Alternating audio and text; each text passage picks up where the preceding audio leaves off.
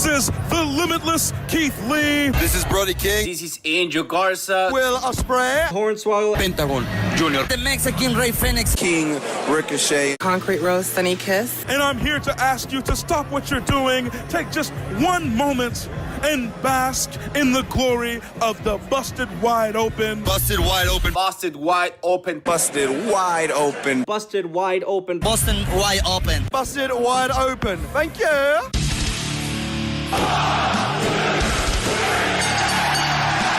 You're listening to the Busted Wide Open podcast, dropping the elbow on the hottest topics in sports entertainment and the world of professional wrestling. With your hosts, Nick Howell and Sir Ian Dangerous. Coming to you from the Orbital Jigsaw Network Arena in sunny Southern California.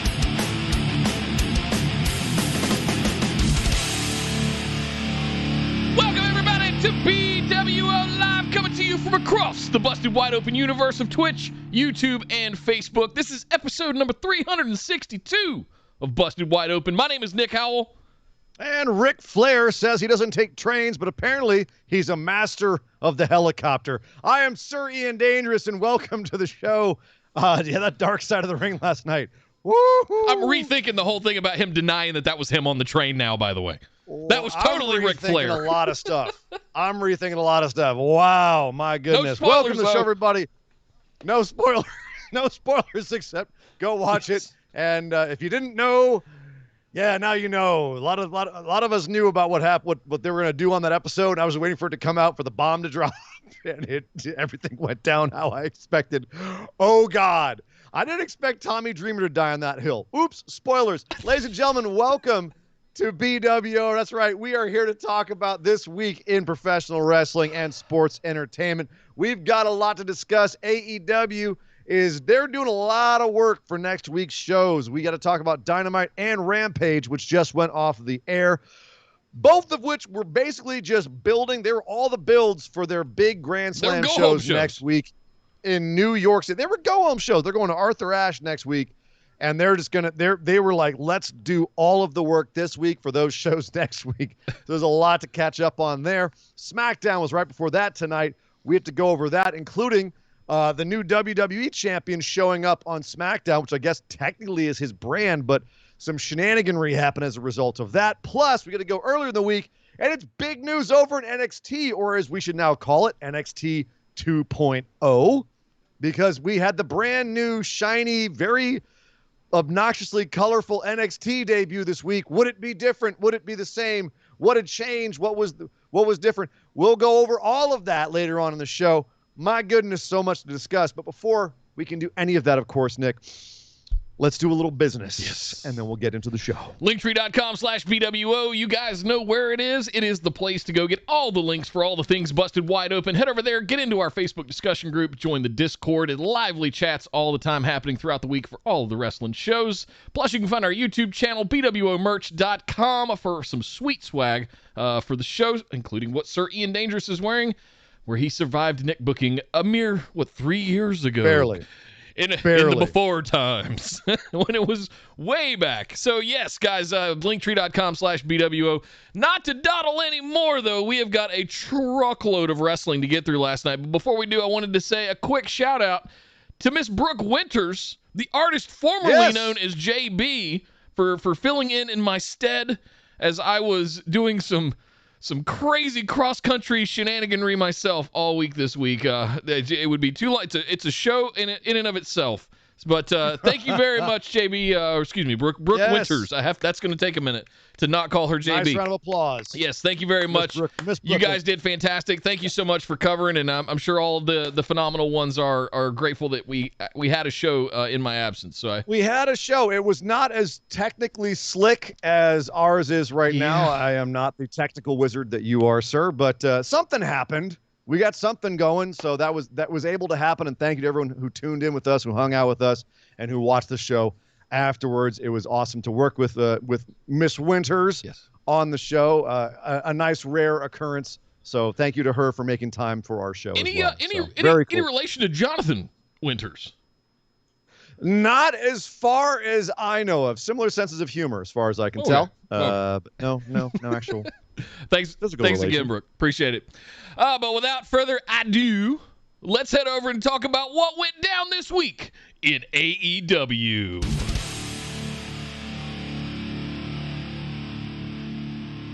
Well, starting off, let's actually just run down what we just saw on Rampage, because that, of course, is the thing that just happened. Like we said, pretty much all of AEW this week was let's set up matches for next week. Sorry, Jersey, you're not as important as New York. We're just going to set up all the matches in you and then go have the actual cool big matches over in New York. They did get a nice tag team championship match between the Lucha Brothers and Butcher and the Blade. We haven't seen Butcher in a long time. He came back there undefeated, largely because Butcher was away for a while. Very convenient. Nice little match for the Jersey crowd, but ended with the Lucha Brothers pulling off the victory with a very unique way of doing it. Pentagon gets his, these strappy things, right? I don't know if you can see them, but these strappy things, he gets these caught up in the ring ropes. They tie them to the ring ropes so he can't escape. He has to remove his own mask to save Phoenix from the pinfall, takes off his mask, and then has his face covered to protect himself. So they win, but then they get beat down afterwards. Private Party and the rest of the Hardy front office come in to beat the crap out of them. But then, of course, to their rescue come, for some reason, Santana and Ortiz. Not sure why they say the Lucha Brothers, other than we needed to set up an 8-man tag for next week. Private Party, Butcher and Blade versus Lucha Brothers and Proud and Powerful. Didn't make any logical sense, but I'm not mad at that match. You kind of just described the tag team division in AEW right there. Not really sure why all that needed to happen, but phenomenal match. But yeah, it was very entertaining. Yes. Doesn't make a whole lot of logical sense, but I don't care because I'm entertained. Yes, exactly. So cool. There's so many moving parts in that as well. You had the Hardy front office. You had Matt Hardy himself outside the ring dealing with stuff. You had what was going on in the ring, all of that stuff. There's a lot going on in this, and I agree with you. It's all just to set up like the next round of tag team feuds post Bucks era in a way. Well, and we also saw Matt Hardy reappear later on there. We had the Anna Jay she returned from shoulder injury in a match against the Bunny, who is also a member of the Hardy front office, and Matt Hardy was ringside for that as well. And once again, against all adversity, and Penelope Ford outside trying to interfere, and Tay Conti coming in to save. You had Anna Jay get the win and then immediately get beaten down by Penelope and Bunny. Tay is taken out of the equation, and then Hardy gets in the ring and cuts a promo about how he hates Orange Cassidy. Out of nowhere. No one said anything about Orange Cassidy, Matt Hardy. No one said anything about Orange Cassidy. We don't know why you're all pissed off, but okay. Singles out a fan in the crowd and says, like that guy, and he points to this big dude who's cosplaying as Orange Cassidy, and probably the worst Orange Cassidy cosplay I've ever seen. He basically put on a denim jacket and denim pants and an Orange Cassidy shirt and sunglasses and was like, yeah, I look like Orange Cassidy. Yeah. I call bullfit on that. Yeah, I basically Orange Cassidy, heavy-set Orange Cassidy with a man bun. That got cut off because they pulled him into the ring and shaved his head. Shaved his head bald. So Matt Hardy's become obsessed with shaving Orange Cassidy's head. So to me, this is obviously because wrestling, right? We're gonna have a hair versus hair match at some point. This is what they're. Ever since I saw them bringing out the shears near Orange Cassidy's head, I'm like, all right, at some point we're gonna have a hair match. So one of them is gonna end up bald. And I've got good money that says it isn't going to be Orange Cassidy. Can you imagine shaved, bald Matt Hardy? Like, I know the guy likes to reinvent himself, but that's a new one. He's doing the deletes. The whole delete thing he's having trouble internally. I can see him breaking again as a way to transition. But how do you – I mean, part of the whole broken Matt Hardy thing was the crazy big – hair, right? The big fright hair. Can you imagine how crazy his ass is going to look with a shaved head? Well, I think we're going to find out. The way they're going, they seem to be setting up for it. We also had Ruby Soho, almost called her Riot again. Ruby Soho. I had my finger on the button. Thank you. I got it. I got it tonight. Ruby Soho and Britt Baker, DMD, in the ring together to set up their match, which is also, of course, next week. Dropping bombs. Dropping bombs on each other. Ruby saying that Britt reminds her of a lot of the women she used to work with. Y'all look the same when you're banging some dude in the back. Go! Not With a line you could have condolences used to 2 Johnny weeks ago. Ace. Oh. Wah, wah. We'll talk about SmackDown soon. Good Lord. But I thought that was a great line because Adam Cole did just come over to AEW. So that was cute. It was clever. It was. Britt Baker returning fire by saying, that's great. You act like you're in charge of your own destiny, but as I recall, you didn't exactly quit the last place of employment you had. You were fired. So don't act like you're all high and mighty. The crowd, oh, shit. I mean, technically, she was released from a contract. That's not exactly fired or terminated. She was fired. She was future endeavored. She was fired. But she came back and said, yep, and it was the best thing that ever happened to me. This was I thought this was a great, fourth wall, kayfabe pushing segment. Great back and forth between the two ladies. The crowd ate it all up. They were chanting for Ruby. They were chanting for Britt. They dug the hell out of this. There was just enough kind of poking the envelope without really getting vicious about it. I didn't see anything that a WWE fan would be here going how dare they? It's just business. Yeah. And what it did was set up the match even more. This was great. We had a little bit of physicality afterwards. Britt, takes a powder out of the ring and Ruby stands tall. Great. Match is set up. A little bit of work. We're there. Yep. Great segment. It's funny Great how segment. when you keep it simple, it's easy to build heat on a match. I see a lot of matches try to get built with all of this kind of twists and turns and all these things and all. Just keep it simple. Just have two people that are really good on the mic that have really big crowd followings, and you can build that in an instant. This didn't exist 2 weeks ago. That's how amazing this is. Yeah. We've had two segments basically, one backstage and one in the ring, with these two facing off against each other, and some quick jabs later. God, I'm ready for that match next week. Totally. Can't wait to see it. Yeah. I think it's going to time out pretty well. A lot of times we think they need a month or two to build a match. Nah, man, you just need a couple good segments. Yeah. Boom. You used to say this all the time. You would say 6 weeks of booking can get anybody to the top. In this case, you a title match. You can get to a title match. Well, depending on where you're coming from. Ruby came out hot, and that's a good gamble on their part that she would come out to that kind of ovation. Yep. You know what I mean? If she'd come out and it would have been crickets, dead, I think you would have rethought it. But she didn't. She came out really hot. She went straight to the top, as it should be. Yeah. So, speaking of going right for the title, Fuego del Sol. Ooh. Oh, poor little guy. He got himself a contract with his last match against Miro. He apparently needed to beat Miro to get the contract, but he lost, but still got a contract for having heart. And Miro didn't like that very much. He said he doesn't deserve it. I'm sick of taking charity on these charity cases. And Fuego said, well, I want my win. I almost had him last time. This time, I'm sure I can get him.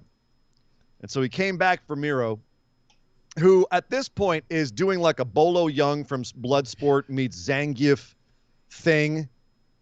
And it's amazing. Yeah.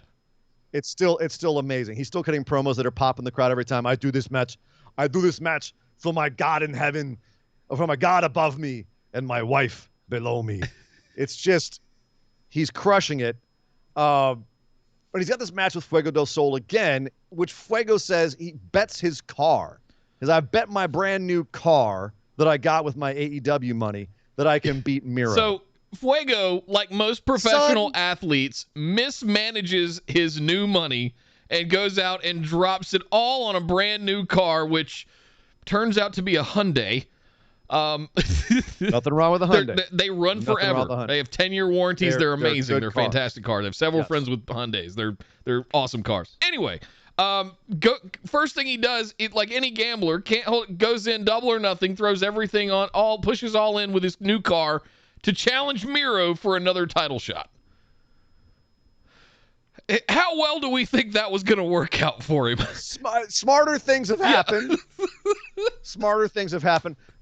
I feel like there's more to the story that's going to come, but at definitely the origin of this, I was just kind of sitting there going, "Oh boy, oh no, oh no, oh no, oh no, oh." No. Oh, Fuego. And then I caught him tweeting after the show before we came on. He said, can anybody give me a ride? Keep it kayfabe, yep, baby. I love it. Keep it kayfabe. And the thing about it, did give Miro a longer match this time, but unfortunately, like, I think the match suffered as a result. I was sitting there going like, okay, Miro is selling for this guy. He doesn't need to be selling this much. Like, the first match was perfect. Fuego got early offense in, took Miro by surprise. There's no way he should have had this much offense on Miro in this match. No. But whatever, they needed a main event. It was what it was. They had to build some tension for, would Fuego lose his car? Yes, he's going to lose his car and then get his keys shoved down his throat and put in the accolade. Excuse me, the game over. Bottom line is he lost a damn car, and Miro went for the pain afterwards. And out came Sammy Guevara to save him. Now, this is an interesting twist. Sammy Guevara versus Miro for the TNT Championship. This is a guy I could see taking it off of Miro. Miro's had a dominant run. He's beaten guys like Eddie Kingston, Darby Allin. Like, he has some wins under his belt. I could see Sammy getting a big push and taking that title. There's part of me that doesn't want Miro to drop the title because of things we've said before. He is so much better with it. And does it make what he's been doing the last couple of months irrelevant?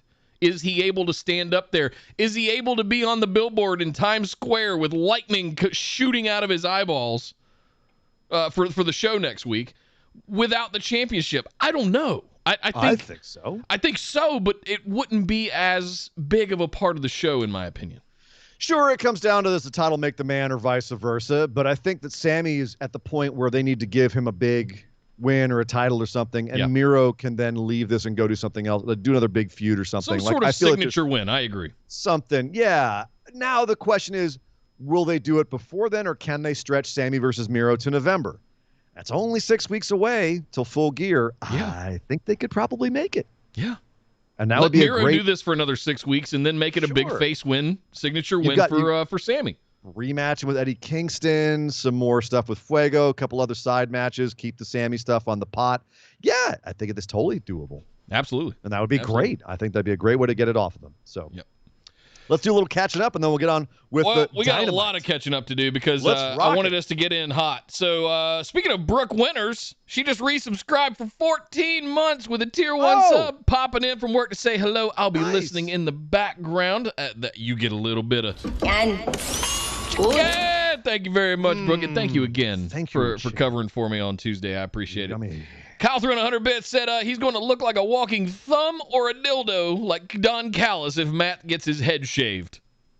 I mean, there's a big difference between a walking thumb and a dildo. I mean, I don't want to get into semantics here, but those are two very different looking things. One looks like Kurt Angle, the other's a dildo. I'm just saying. Right. Yeah. Thank you very much, Kyle.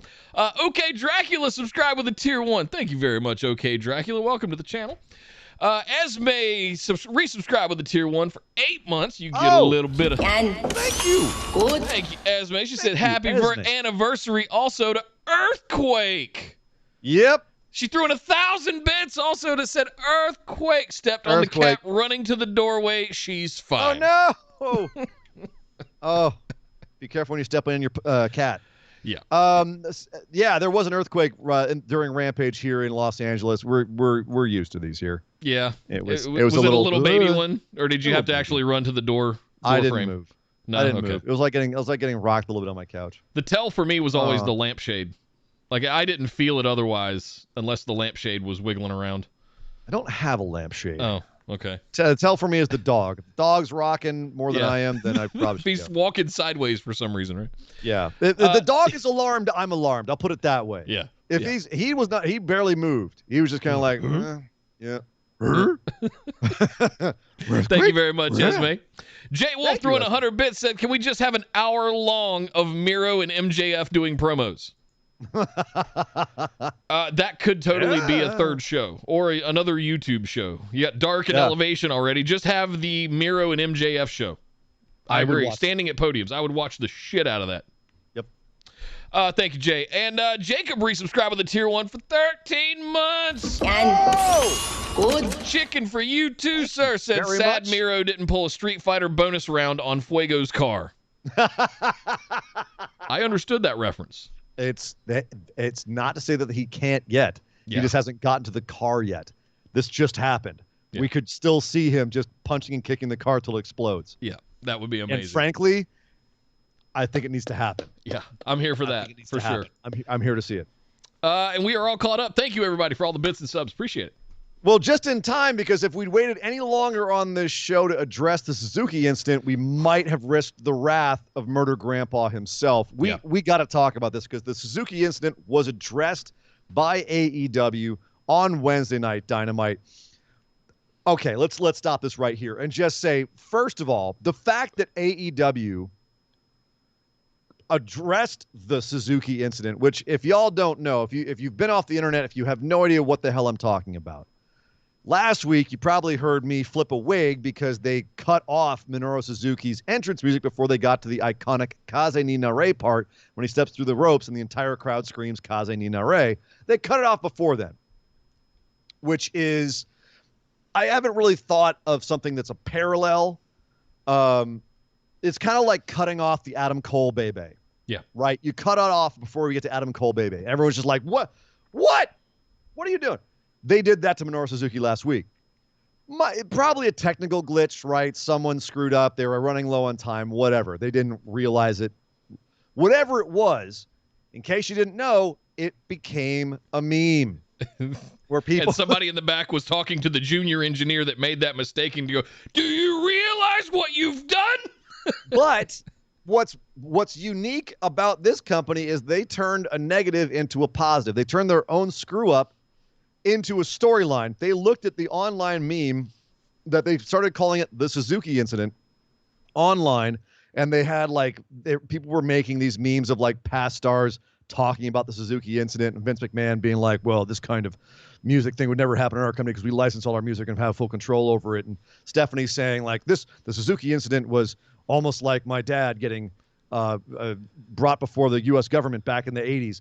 And Bret Hart being like, the Suzuki incident, like Vince tried to get me to do it, but I would rather die than do it. All kinds of jokes about the Suzuki incident, which, it was just, they cut off his song. But it became such a big meme online that AEW actually picked it up and ran with it. And we're like, okay, yeah, this is now storyline. Lance Archer and Minoru Suzuki are offended that they were disrespected because we cut off the music. They felt like John Moxley had it done to them because it was his hometown. The ref was on his side, etc. Let's turn this into storyline and keep this going. They had CM Punk directly address it on Dynamite saying, yes, it's a very serious thing. Gave history of Minoru Suzuki and everything.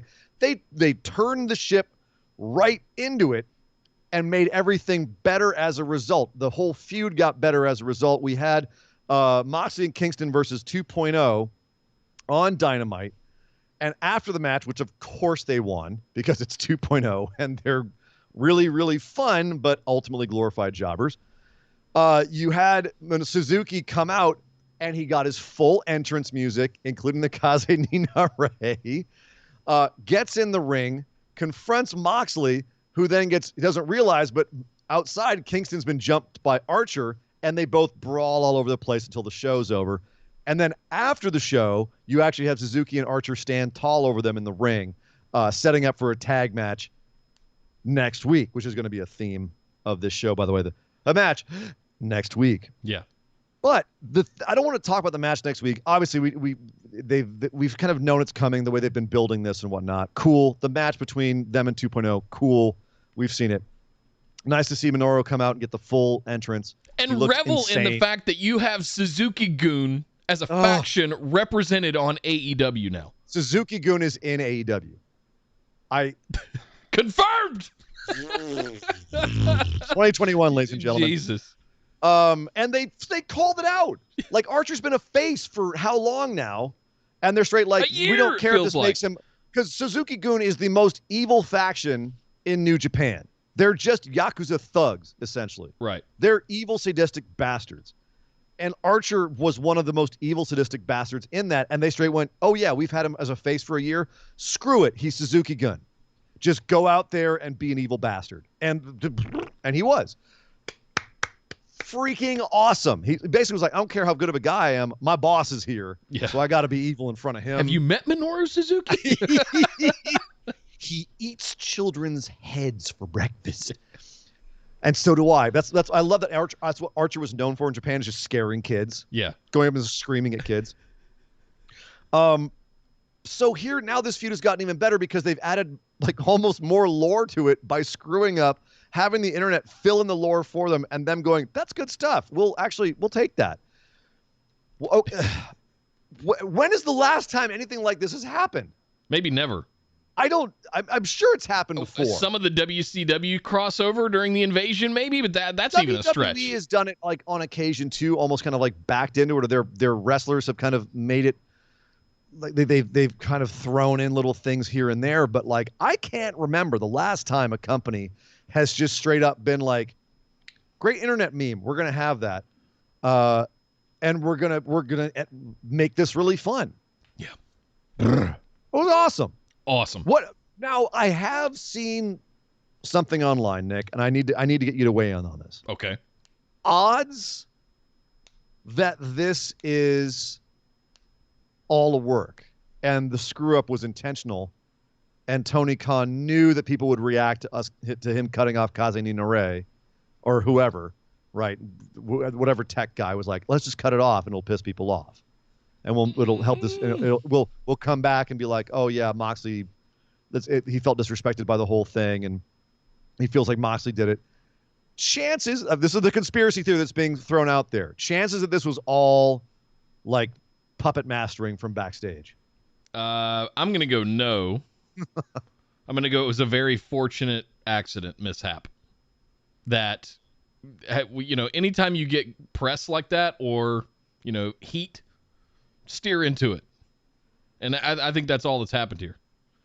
I mean, very smartly so. Like they didn't just let it fly by and be, once the 15-second lifespan of the tweet went by, it would have been gone. They grabbed a hold of it, co-opted the shit out of it, and made it part of their storyline into something that is now fantastic and may very well rescue or resuscitate Lance Archer into what we have always wanted him to be. I don't even know if he needs resuscitating. I feel like he's had a pretty goddamn good run the last 6 months between winning the U.S. title off of Moxley, defending it against Tanahashi. Like True. times have not been tough for Lance Archer. They were rough for a while, but he's been doing A-okay. But this definitely adds a really nice aspect to his character. But I think this is a great example of how wrestling should be more organic. You can take botches and make them in a storyline. Imagine if they took that awful ending to the Tamina and Nikki match last week and made that into storyline, right? It wouldn't be hard to do. They've done it before in WWE where someone my shoulder was actually up, and they make it a storyline. They've done that before. Take your botch and make it a storyline. Yeah. Make us sit here and go, was it planned all along? Hey, Jay Wolf threw in 100 bits and said kind of exactly how I was trying to describe it, but much better. The fact that people question whether it is a work or not shows that they have done a good job with it either way. Bingo.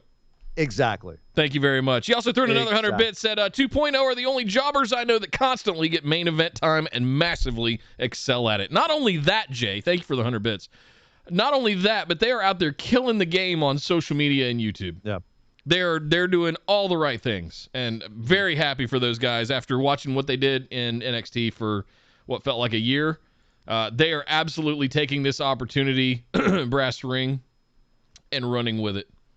And I love seeing it. Nothing wrong with being a jobber, nothing wrong with being an enhancement person, someone who goes out there and loses all the time, as long as you do it basically, like you said, the way that they're doing it. Do it right, do it in the right position, and be really freaking good at it, which they are. At everything else surrounding it, building up the match. Like you want to see them get their asses kicked. Yeah.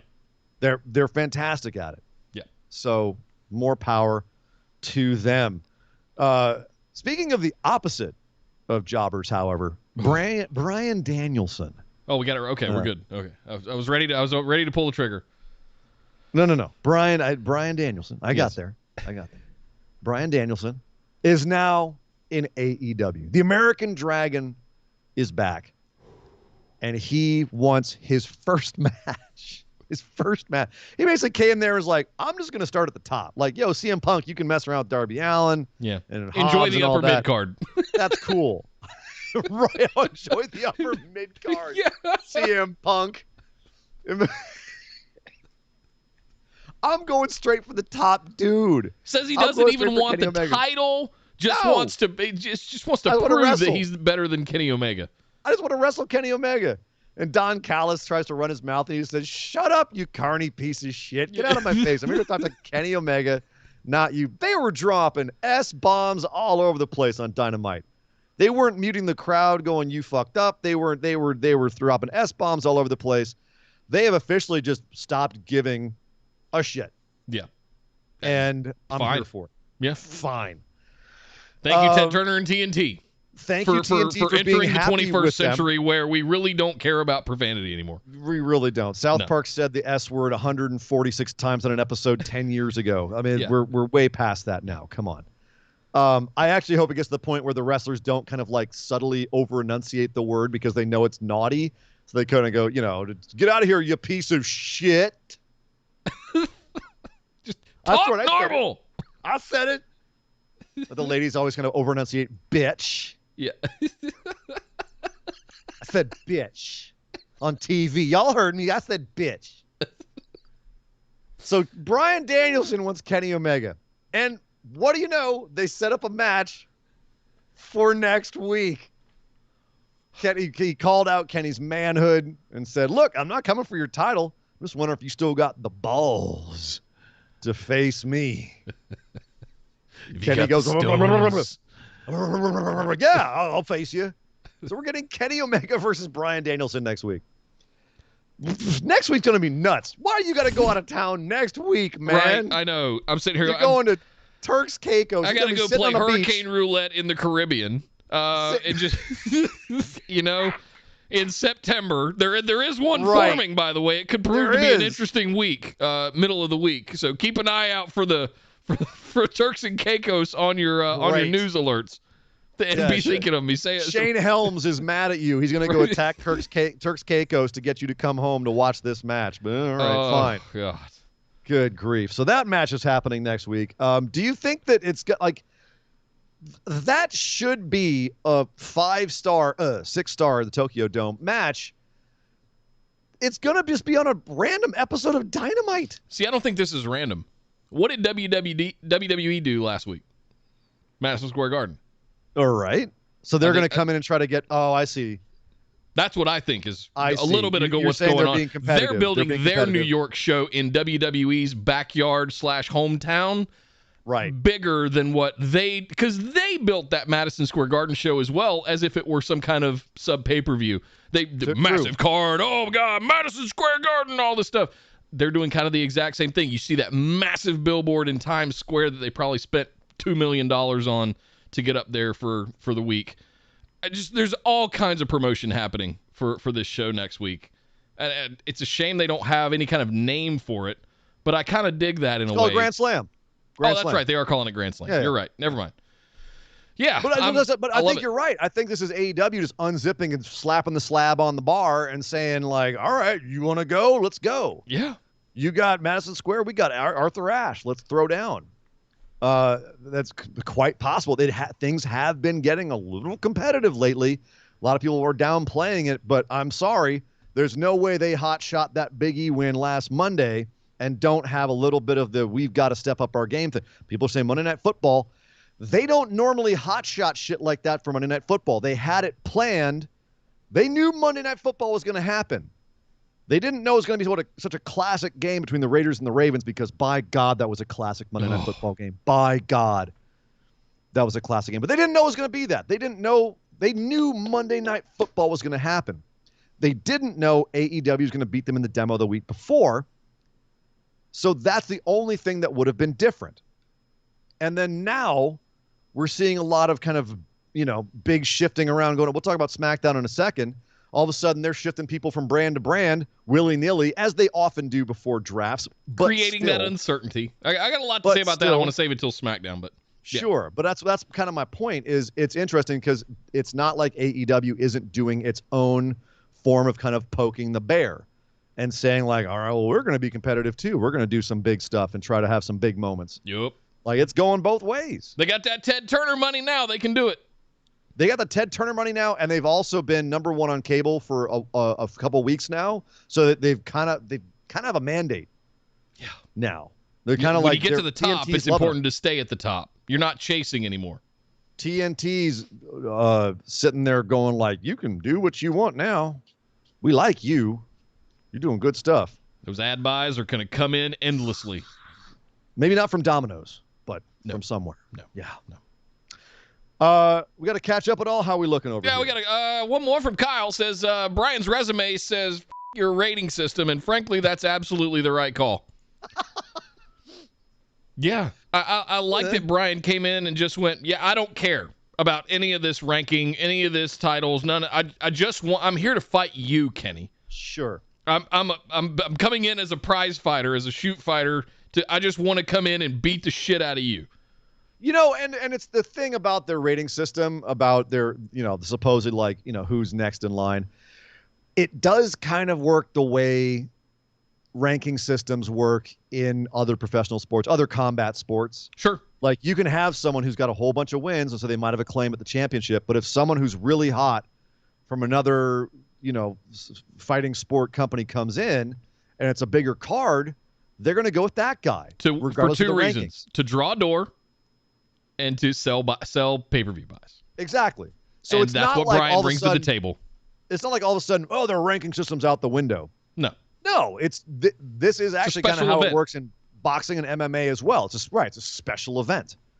So, yeah, I don't see this as undermining their own system. They still use that ranking system a lot to build plot, and it's a great device that they have to organize their bookings, to organize how they build feuds and when they build feuds, and to add more stakes to matches. Yep. It's a system that probably takes them a lot of time to figure out, but it pays off a lot. So I'm not mad at it. Jay Wolf also threw in 100 bits, said, I love the line, someday this will be about the title. This is about who's best. Yeah. I'm here for that. I can't wait to watch this when I get back, of course. Jesus. Yeah. I'll be watching it live. Because I'm not going to Turks Caicos. I'll be staying out of the social medias. Because I want to watch that pure. I want to see that pure. Avoid the internets. Yes. Avoid it. Avoid it the way that Dan Lambert wants to avoid Chris Jericho.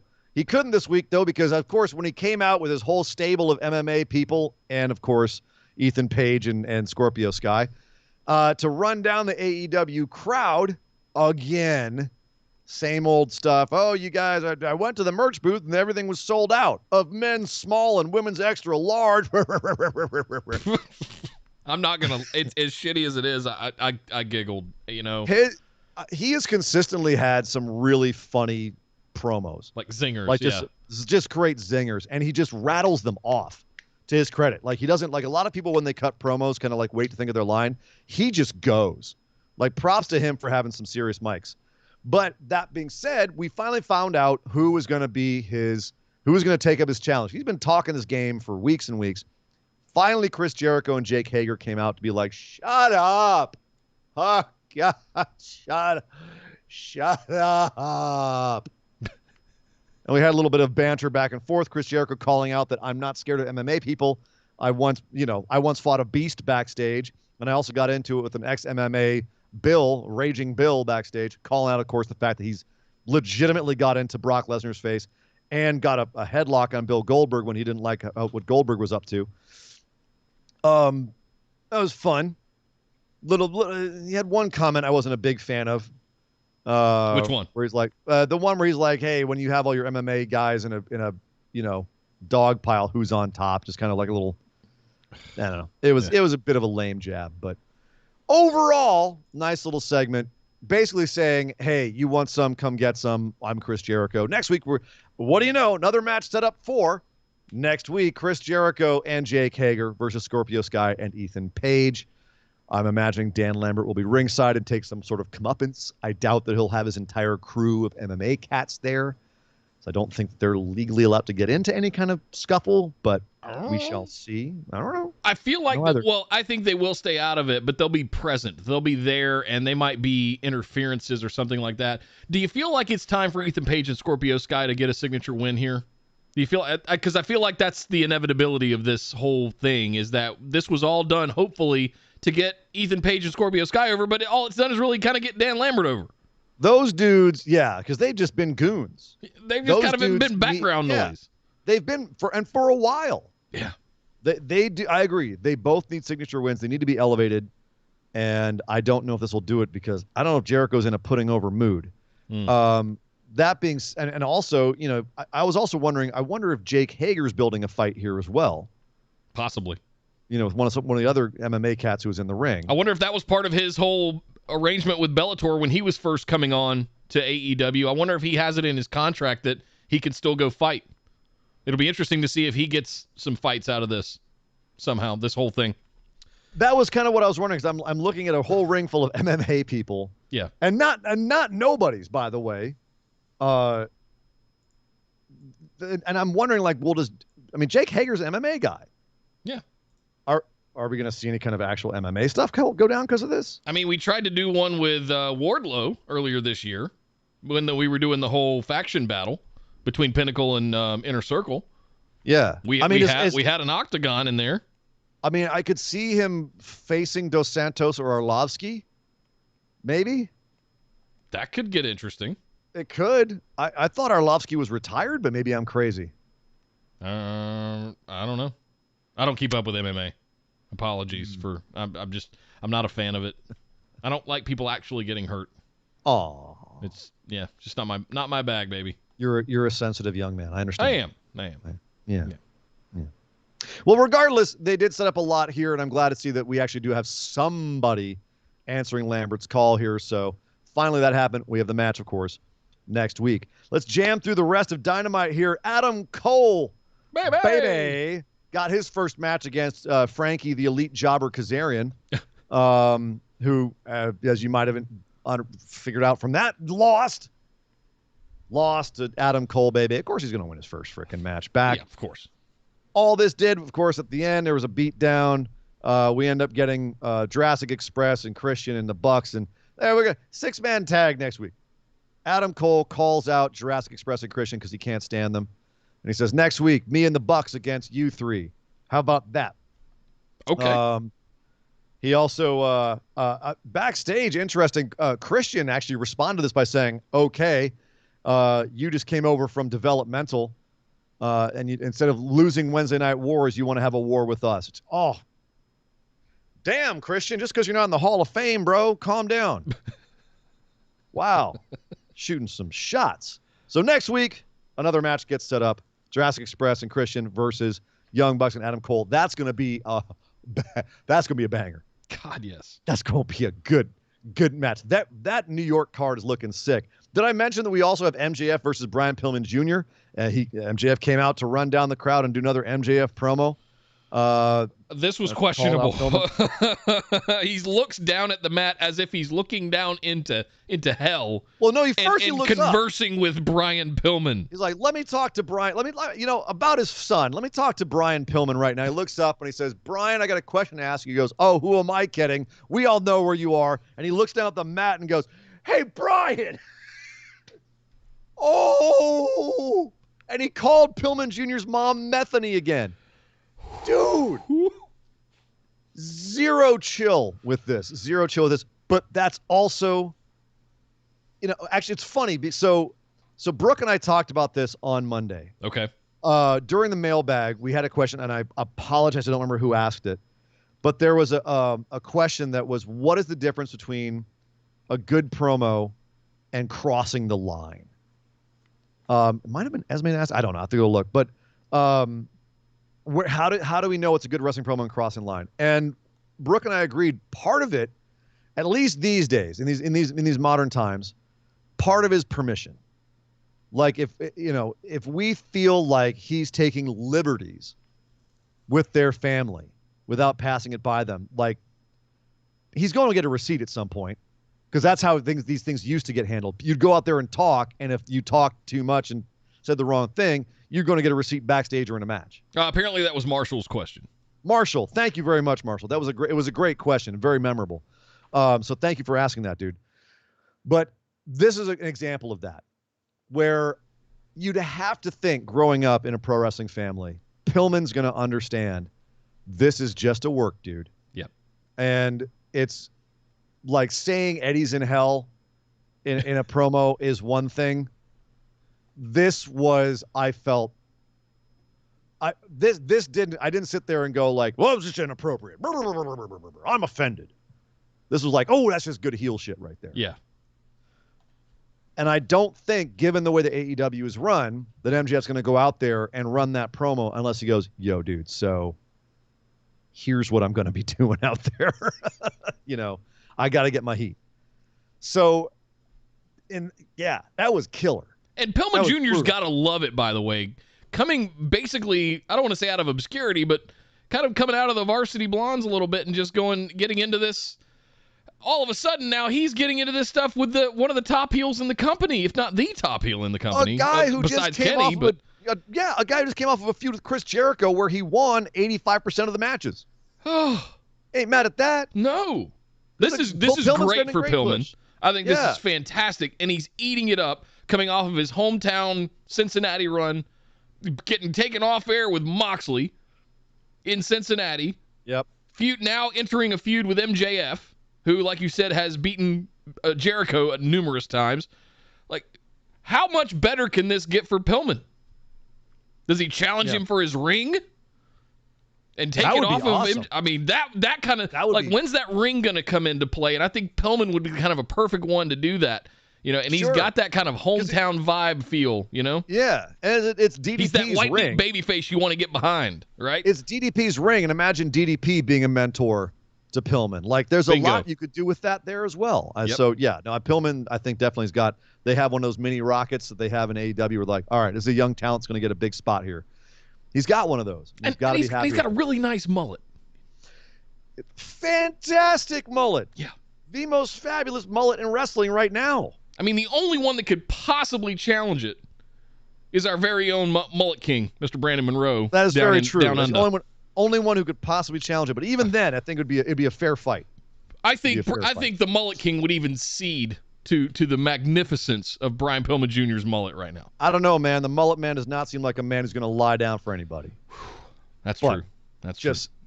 Regardless, the bottom line is happy for Pillman. It seems like a kid who's got his head really screwed on straight, and he's reaping the rewards. Especially everything that family's been through, man. That's good for him. Jay Wolf throwing another 100 bits. Thank you very much, sir. He said, great match. Love Kazarian and Cole. But can I just say, as a straight man, Cole has great eyes. You are absolutely allowed to say that. That he is a very beautiful man.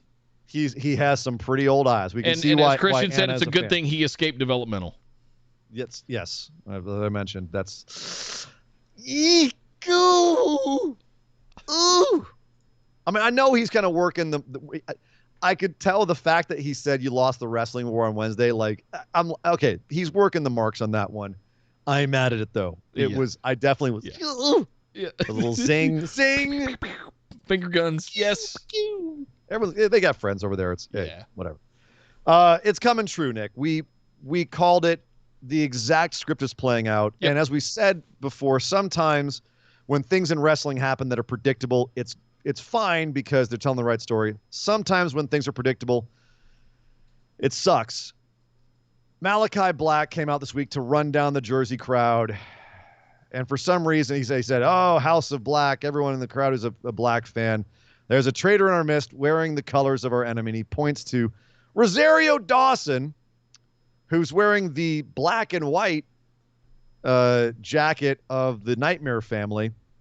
So not really the colors of the enemy there, Malachi, but you got one eye, so we'll let it pass. Calls her out. She jumps the barricade. Rosario Dawson. What's Rosario Dawson doing in the Dynamite Zone? I don't know, but she co-hosts the Go Big show with Cody. She's a certified badass, and I love her. Not mad at it. She's Ahsoka in Star Wars, the Mandalorian series. Like, she's awesome. Yep. Did she also voice it in the Clone Wars anime? animated series? No, she did not. She did not. Could not remember. Okay. She did not. But that being said, Black goes to beat her up, and Cody pops out of nowhere in the crowd to run down the stairs to the ring. While Black is distracted, Rosario jumps on his back, and then Cody's there, and then there's a big brawl. They brawl up into the stands and up the stairs for quite a while. It's literally the Luke Harper feud again. The only difference is Cody didn't come back with black hair. And if Black loses to Cody and Cody gets the big old victory, I'm going to wipe my ass with it. Yep. This needs to be one of those that Cody loses. Yep. Just And lose this one, Cody. I'm scared. Lose this one. Go be an executive. Go have a kid. Stop it. Stop being the babyface that comes in and gets the heroic win over the bad guy and stifling their career the way you did with Brody, the way you did with Lance Archer, the way you did with Ogogo. Stop it. Stop it. Good grief. Matt Sydal, Dante Martin had a match with FTR. They lost. But that was not all that we saw about FTR on the show. FTR decided to come back out after Darby Allin had a very nice match with Shawn Spears. Very creative. Lots of interesting spots that I did not see coming. Kept me watching the entire time. Not surprising. But they at one point, Spears gets a wet rag and wipes off Darby's face paint. Ooh, the dastardliness. But at the end, ultimately, Spears does succumb to the coffin drop. But immediately FTR is there, starts beating down Darby. And then when Sting comes in to save, or I guess it's Sting's there helping out, but they beat down Darby and then they tag team up on Sting after Tully Blanchard gets in with a chair and hits Sting in the back. Sting no-sells the chair shot, by the way, which loved it. I didn't love what happened next. Sting took an elevated, assisted pile driver. Spike pile driver. Looked terrifying. It looked terrifying. But they needed to make it look terrifying because nothing was stopping Sting. Like, Sting has been built as a guy who these days is unstoppable. He's popping up on one. He's no-selling table spots at this point. You have to kill him. And they killed him. And then they wiped his face paint off with a rag because apparently they listen.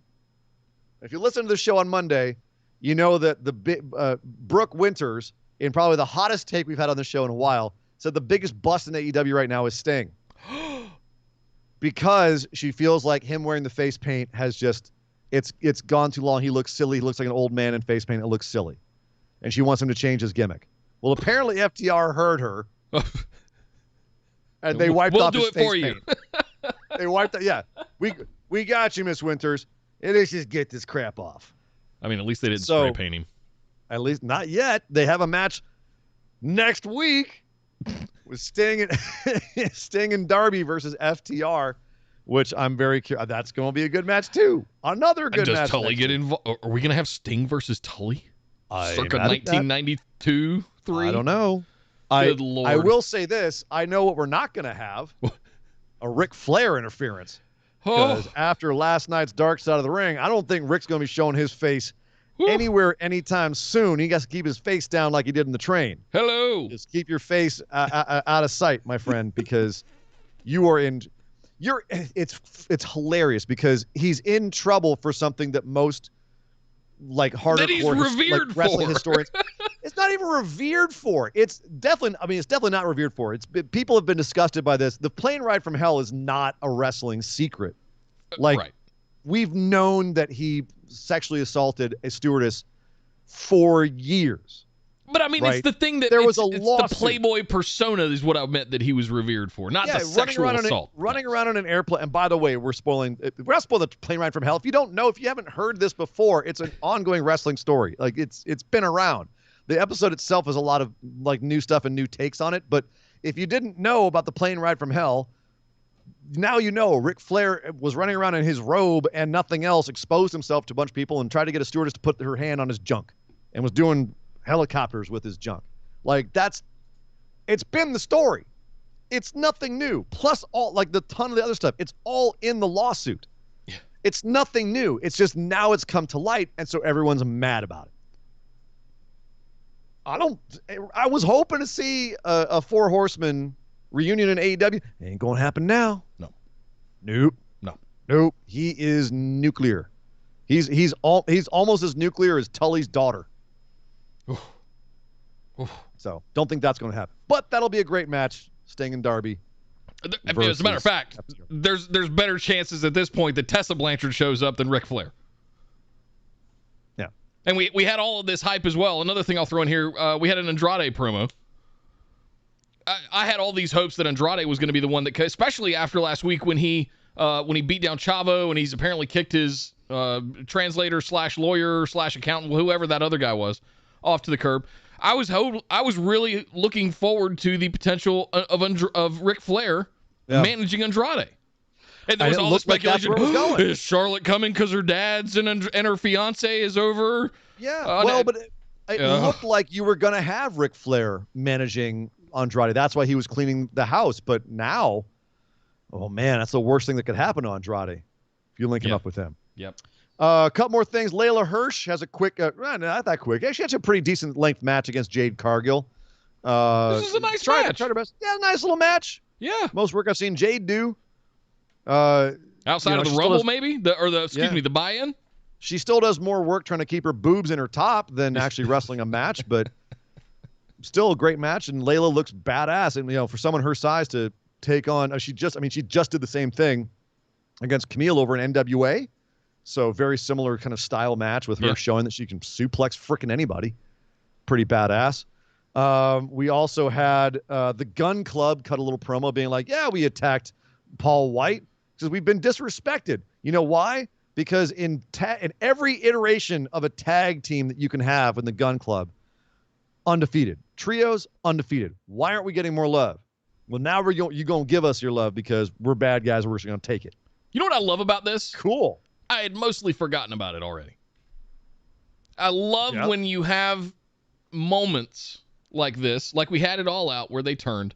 I love where you have moments like this where you call back to it, 3-4 weeks later, and you make it all make sense. Tell me a story. Yes, do this. Tell me why. What was your motivation? Why, Billy? Why? Right? And this was perfect. This was all I needed. Fantastic. Let's go. Let's build a feud. Let's do it. Yeah. And as you said, Andrade, he says, I don't have to cheat to win. So I'm kicking off my dudes, and I want Pac again. All right. Yes, please. Bring that one on back. Mm-hmm. Yes, please. So lots going down over in AEW. Goodness gracious me. But, of course, there is so much more to discuss, Nick, over in the WWE side of things. And that starts off with Friday night's Smackdown.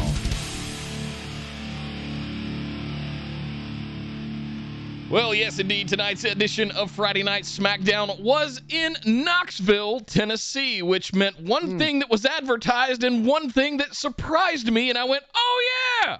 Bianca Belair, for those that don't know, was a track and field superstar all the way through high school and college, where she attended none other than the University of Tennessee. There in Knoxville, Tennessee. Oh, Rocky Top. Oh, you're going to make the sheriff very mad if we start singing that. Being an Alabama fan or any other SEC fan, the SEC team fan, they are not fans of the Volunteers or that song, for that matter. Anyway, Bianca Belair comes out looking like $1 million again, as always, or Volunteer orange, but not before the mayor of Knoxville, or Knox County. Yeah. Comes out. One very Glenn Jacobs, a.k.a. Kane, gets a full entrance, full Tron, even comes in the ring in his corporate Kane suit and does his pyro off the ring to Not surprisingly, given what we know about him now, he was unmasked. Yes. Yeah. But welcomes and introduces Bianca Belair as Knoxville's own. Being a volunteer there, so absolutely loved this. I was not expecting to see Mayor Jacobs in the ring, but I had this moment where I went, how cool is it that we're crossing politics, sports, and wrestling all kind of at the same moment here? It's interesting how all of this crosses over in various ways. Vince is loving that. Oh, wait, yeah. Look what I got on my show. I got your mayor, your hometown hero, and my number one contender for my title all in the same ring. And I'll make him a champion out here, too. We love this. Yeah. I didn't love the giant alien balloon penises that he had on the four posts of the ring. That was weird. I don't know what the hell those were supposed to be, but they were there. That was a thing. And Bianca, this is basically just a love fest for Bianca. She, called out her high school, called out her college, called out her parents and said, they taught me never to give up, which is why I'm not going to give up and get my title back from that scamp Becky Lynch at Extreme Rules. And as they were singing Rocky Top, out came the man herself, coming out to the ring and saying, "Oh, I'm not trying to interrupt. I'm just here to shake the." You're like, "Yeah, this is great for you. I'm just going to shake your hand."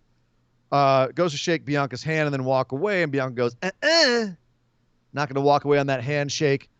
Goes to give her the KOD. Becky gets out and gives her the manhandle slam and walks away, and that's the show. Rock bottom! Rock bottom! Yep. Oh, I'm sorry.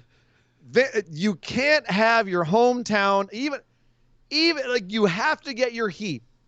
Always. You can't even have your hometown hero get one goddamn moment of getting over on the heel for a second. You can't have her get a move on Becky and have Becky escape the ring no. Becky's going to come out looking great, and Bianca's got to look like a fool again. The exact same thing that happened at SummerSlam. Crowd. She got punked out again. Punked out. I said it. Punked. She looked like a fool. Yep. Again. Yep. All because they feel like, well, it's better to get heat from home. That's why no one ever wins in their hometown.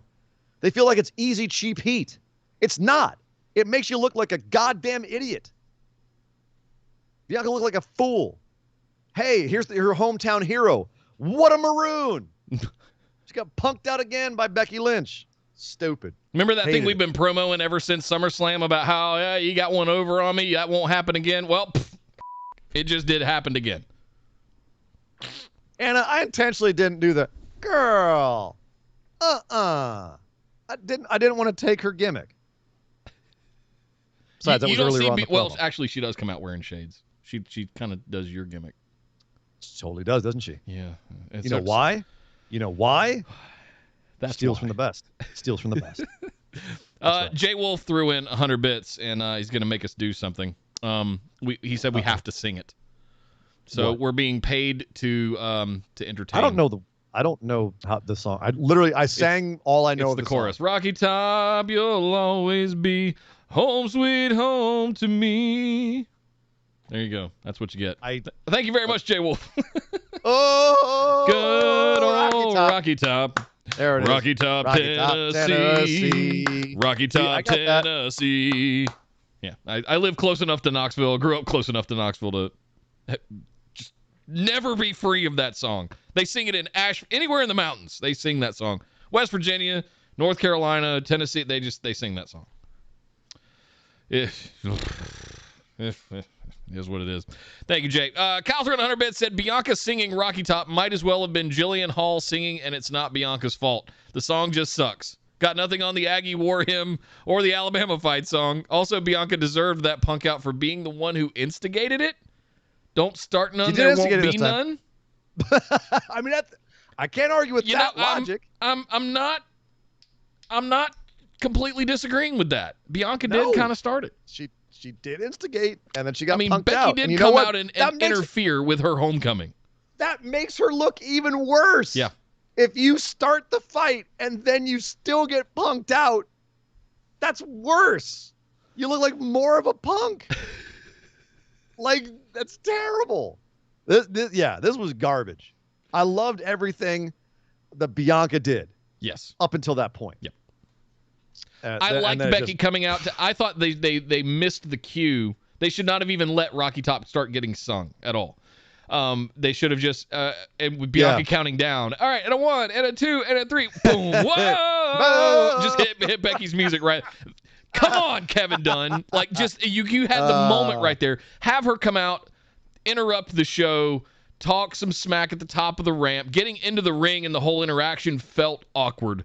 But I wouldn't have been mad at her interrupting the homecoming, but the whole thing of punking her out, just goddamn, guys. Yeah, Like, you're just seriously, not giving anybody a break here. You can have Becky get put on her butt for one night. You can then have next week. You can get more heat on Bianca. Like, Jesus Christ, you don't give them something. Give your baby faces something. Don't make them look like idiots. Yep. Week in and week out, which is not what happened with Finn and Big E exactly, but it's not what happened. Big E? What? Big E? Yeah, What's Big E doing in the SmackDown zone? Well, technically, he is a SmackDown superstar, and he decided to bring the WWE Championship back from Raw, where he just interrupted last week. He's like, oh, well, look what I brought back to SmackDown. Roman Reigns comes out at the top of the show telling everyone, Tennessee, acknowledge me. And out came Big E to interrupt as they were pontificating about how Brock Lesnar was afraid of him. Big E comes out, runs around for a little bit, gets in Roman's face, and then Finn Balor comes out, and then in the commercial break, a tag match is made between Finn Balor and Big E and the Usos? What? Okay. Okay. Yeah. Okay. Look, there's so much I want to say about this night, and I feel like there's things happening because of the draft. There's this kind of air of, they're trying to create this air of uncertainty of where people are going to go by allowing this crossover stuff to happen and make us all speculate and make us, oh, Big E's brought the WWE. That means the Universal title. What if the Demon actually wins and absconds to Raw with the Universal Championship? It just makes us do all this fantasy speculation kind of stuff. And I don't typically, I did Nick booking. I love that kind of stuff. But you have everything at the top of the card of both shows on one show now. What's Raw supposed to do now? It's been dog shit for months. Like, what are they? Well, you had Bobby Lashley as kind of a lifeline hanging on by a thread over there. We found out what they're going to do with Raw because later on in the show, like, Big E gets attacked backstage by the Usos later on. Finn Balor cuts a promo about where the Demon comes from just to remind us, and then does a really awful, like, 2004 CGI change into the Demon. And then we find out that for some reason, since they stole the big belt from Raw, we're going to have the New Day reunite on Raw to face the Bloodline, and Roman's going to now come over to Raw because Raw doesn't have anything that's drawing ratings, so they're just going to like, oh, well, SmackDown's doing well, so we'll just have SmackDown on Raw.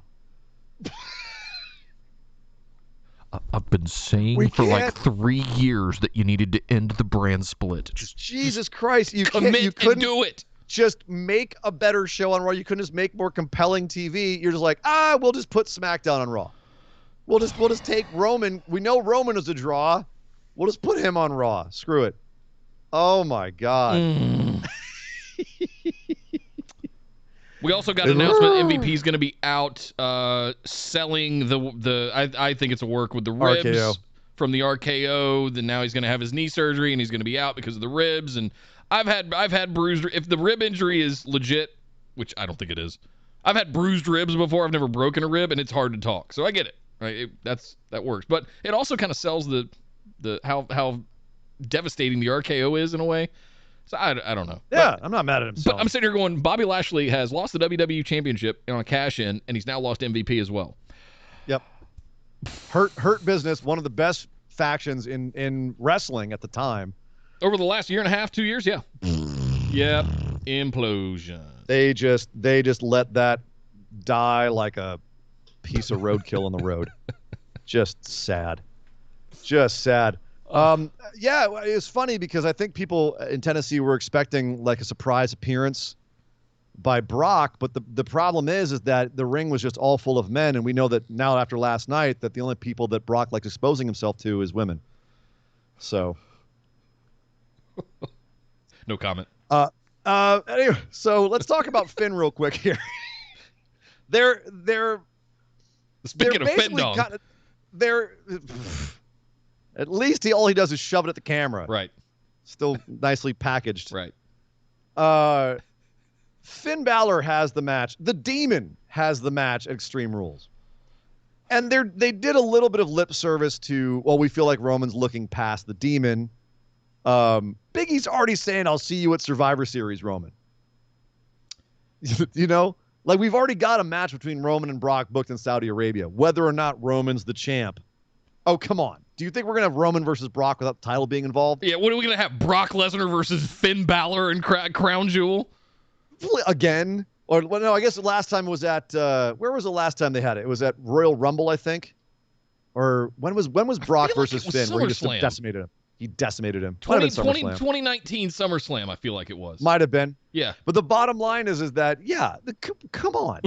This is way too obviously being set up for Finn to lose to Roman, or at least not get the title. I still contend you can't have the Demon lose straight up. You shouldn't have the Demon lose straight up. Otherwise, never do the gimmick again. No. It will be dead. You don't need to build up the Demon to be this ungodly monster and feed him to Roman. Roman doesn't need any more. He's beaten everybody. He does not need that feather in his cap as well. I mean, as much as I'm saying I'm going to wipe my ass with the Cody thing, if Cody goes over Malachi Black clean as a whistle and that's it, I'm gonna wipe all of our asses with Roman Reigns beating the Demon clean at a bullshit pay-per-view. That's at a bullshit pay-per-view. Not even like Mania or anything, right? That's a game breaker for me right there.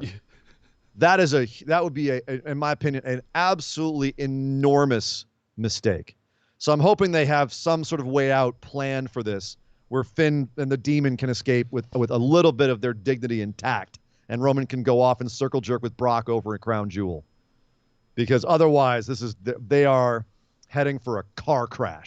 If they do that, especially after the promo, and I want to give props to Finn. Finally, we have like lore and story and background on like where the Demon came from. You came from generations of wrestlers in your blood. I came from railroad workers, and telling us that kind of babyface sort of fire. Where it all was built and all that stuff. The Demon I don't control the Demon. I don't summon the Demon. The Demon summons me. The Demon summons me. We're finally getting all of this story. And you're just going to feed it to Roman Reigns? If you do all this and you say, this is where this babyface is coming from, this is what he's had to drag himself up from, and then Roman just goes and beats him, you're telling us the story that all that Finn went through is for nothing. Yep. And that he's worthless, and that Roman Reigns is the man, and that's really freaking unsatisfying. Yep. That's unsatisfying as a viewer. We're sitting there going, okay, great, the bad guy won, and the good guy I was rooting for is a joke. All right, well, I'm so glad I watched all this TV. Boy, that was a good use of my time to invest in these characters. No, they've got to have something else. It seems like they're teasing Brock might show up and scare Roman or something. We'll see. There are ways out of this. I think a fudge finish of some sort. Or non-finish, I should say. The Doomsayers are there, and they have a point, but I am going to remain skeptically optimistic, #skeptically optimistic, that there is a way out of this where the Demon does not lose and get pinned. Yes. The Demon cannot lose clean, period, hard stop. That just cannot happen. Come back next Sunday, or week from Sunday. If Ian half his hair is gone because he's pulled it out, fists are all bloody from punching walls, you'll know what happened. Kyle throwing 100 bits with an interesting point. He says, I think that's the point. I think Finn wants to kill the Demon so he doesn't ever have to do it again, given how he's distanced himself from it in recent years with the Prince gimmick. Bringing back to Prince. But then what's Finn in WWE if he doesn't have? I mean, he's a jobber. He's a jobber to the stars. He's Balor Club is for everyone, and Smiley Finn. Balor Club is for everyone. Great. You're going to be an upper mid-card jobber. You're going to end up like Nakamura playing air guitar with Rick Boogs, who's going to be actually a bigger deal than you are. That's all that's like, keep the Demon, keep it special. It's the only thing he has left. He's a little guy in a company of big men, and he's just, if he loses the Demon, it's a downward spiral from there. Yeah. Mark my words. Agreed. A few more things on the show. Seth Rollins came out looking like he was a half robot. His suit was all silver, looking like he wanted to come out and do that. This Seth Rollins segment brought to you by Reynolds Wrap. Apparently. Quality aluminum foil for your turkey. Adnan Virk, what are you doing back here? I thought I'd show up to do a 50s promo about Seth Rollins' attire this evening. I really needed the work. I haven't had any work ever since I got fired from Raw for sounding like a 50s announcer. Seth came out to talk about the fact that he snapped Edge's neck last week, basically saying it wasn't his fault, it was the crowd's fault, and that Edge is at home recuperating, and if he's watching, then I'm not done with you. I need to put you away for good. It's either going to be at your house or you can come here and finish it with me. The rumor is Edge is out for a few months so he can do other stuff and be a pure part-timer, but that's not what I heard in this promo. I heard in this promo, we're going to have a rematch, and we're going to have it soon. We're going to keep this hot. Because if Edge doesn't come back real soon, this is going to fizzle out. Yep. And it's hot as hell right now. And I'm so down to see Seth versus Edge 3, the grudge match. You tried to end my career. This is, there were a couple of things. We're going to talk about KO in a few minutes. There were a couple of things tonight that just felt off. I thought KO's backstage promo in Gorilla felt off. He was fumbling his words. Seth's kind of felt off. I don't think it delivered on what he set up with his emoting last week. I didn't feel... It felt like a reset. I wanted more story. Like, what was troubling him so bad? We kind of got there a little bit, but then he just kind of turned on the audience again and turned on Edge. And I was like, no. You don't get off that clean. You were doing some pretty drastic. You were having some emotional reactions to what were happening. Tell me why. Like, explain. Let's also be clear. I was having flashbacks to 2014 when he would come out and pontificate for half an hour at the top of Raw. Right. This was a long-ass promo. Yep. Like, you know, he had a lot to say and he had a lot of points to get to. He could have gotten to them in half the time. Like, my God, man. He's a great promo. He's a good promo. Yeah. But this was just too long. Yep. It felt overly scripted, and he was fumbling around a lot. Something was just off tonight. I don't know. It felt like it. Yeah. We also had, speaking of people in odd outfits, Rick Boogs came out with Shinsuke Nakamura. At this point, Nakamura is Boogs' goon because Boogs is getting all the love. He had a match with Robert Roode, beat him pretty quickly. I mean, I just smashed him.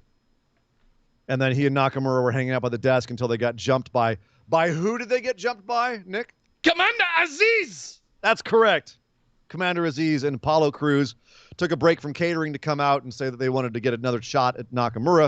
And I was like, I could see why. Dude hasn't had a match in forever. His associate's doing all the work because Vince obviously has a bigger boner for Boogs than he does for Nakamura. Nakamura is the king and the Intercontinental Champion, and he can't even get a match. Boogs is getting all the love. And to be clear, I love me some Boogs. Not mad at that. But Nick, do you feel like Boogs is getting way too much of the spotlight now? And is it weird given the supposed setup of their what would you call it? Their gimmick, the two of them being together? No, but I wish they would do a little bit with the King Nakamura gimmick like what Corbin was doing when he was king. Have him come out and sit on a throne while his gladiator entertains him. You know, do something with the King gimmick. You want Karrion Kross to play guitar fire for him? Boogs' guitar tech while you're at it. In case you guys didn't notice, his remote didn't work tonight, and all you got was his microphone picking up a dead electric guitar string. Plonk, plonk, plonk, plonk, plonk, plonk, plonk, plonk, plonk, plonk. And you just couldn't even hear any of it like you normally can. It was just the PA music playing. Oh, it was bad. That was. Good for him for sticking it out and he kept playing it. Good for him. $1 billion company, ladies and gentlemen. Yes. Calthorne 100 Bits said Seth Rollins is going to come back from the grave and drag someone to hell one day with how he never lets his feuds die. That's funny. Seth, same with Apollo and the Intercontinental title. That's thank you, St. Kyle. It's honestly, if Edge and he are still feuding come WrestleMania, I'll agree with you. Yeah. This is so far. I feel like this has been timed out well. It's only been since SummerSlam. It's only been a couple of months.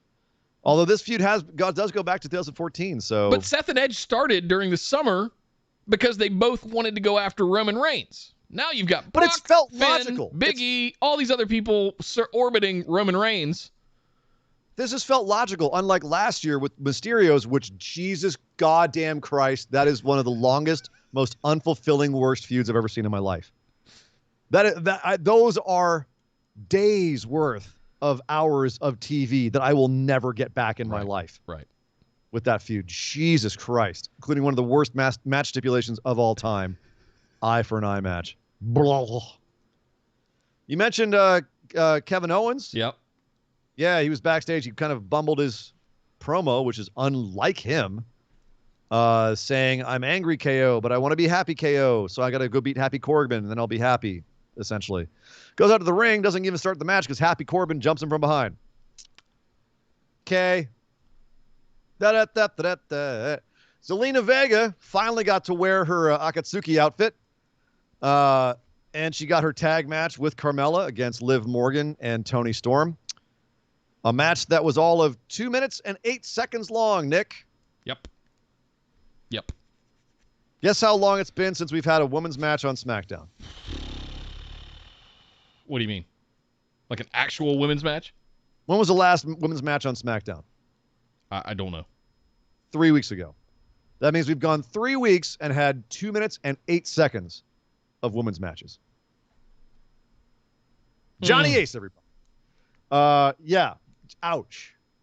And this match didn't even have a satisfactory ending. It was Carmella gets posted into the ring post face first, screams about how she broke her nose, and just they get counted out. Her and Zelina both.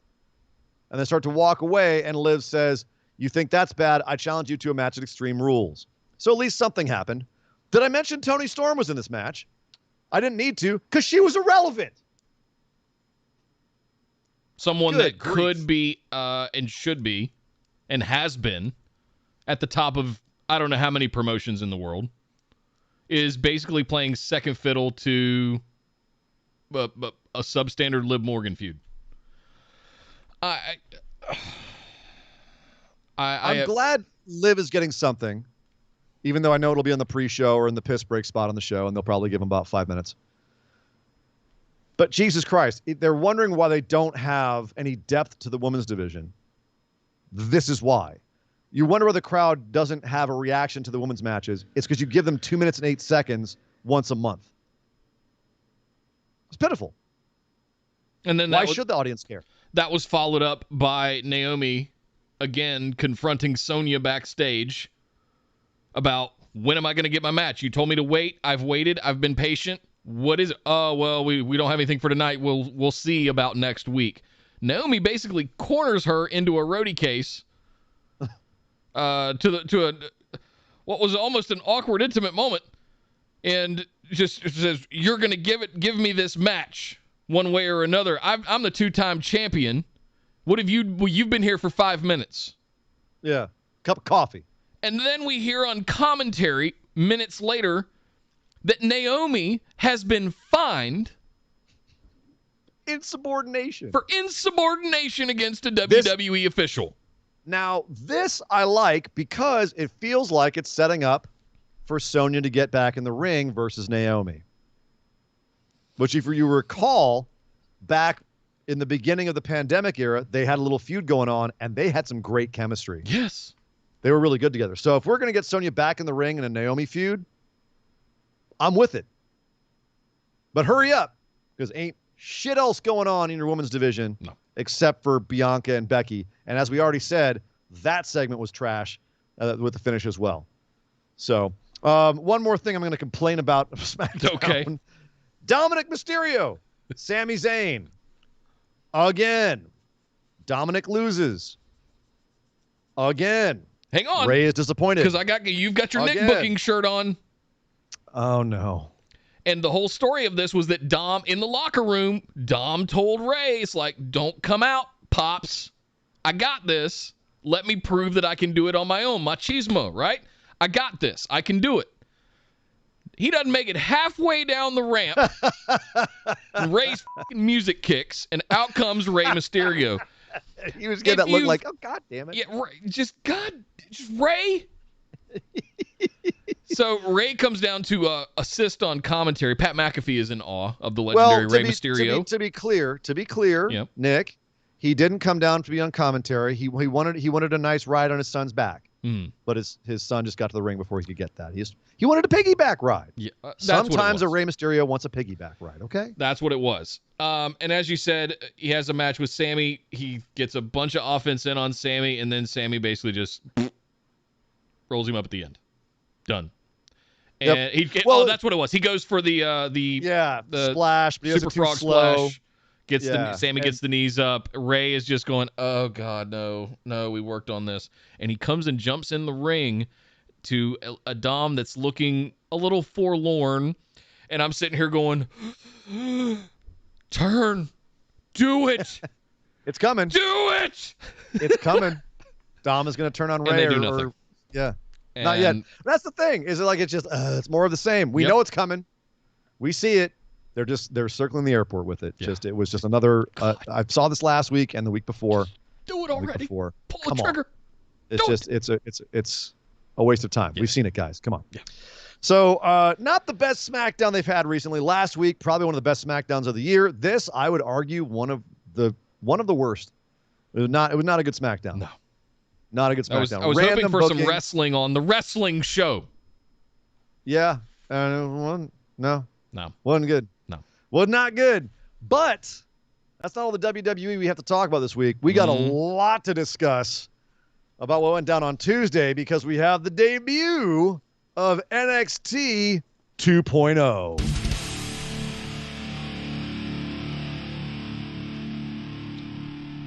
Due to my absence this week, I'm going to apologize in advance for not having the graphics changed over yet. We're still on the black and gold. I'll get to it. Let's keep it black and gold because, dear God in heaven, can you imagine having all of this be like the rainbow vomit pattern that they have now for NXT? No. Like you actually make a very good point. They're going to try to watch our... We're staying black and gold. No, Steven Larson with the raid just in time. Oh. Hey. Welcome, friendos. What's up, gentlemen? You're just in time to hear us. I'm going to be polite and say discuss the NXT 2.0 changes. NXT 2.0, the Rainbow Vomit Show. I saw, before the raid gets too crazy, I saw someone dip in some bits there. Let's get that before we get into the NXT 2.0. Kyle threw in 100 bits, and he put his note. Okay, Kyle, we're going to read that one later. Okay. I'll come back to that one. It's Kyle's Kyle. summary of NXT. Let's get to ours first. We'll get back to that. Okay. Yeah. But hey, welcome, friendos. Welcome, friendos. NXT 2.0. It's different. Where were you in the final hours leading up to the show when you sat down to watch NXT this week?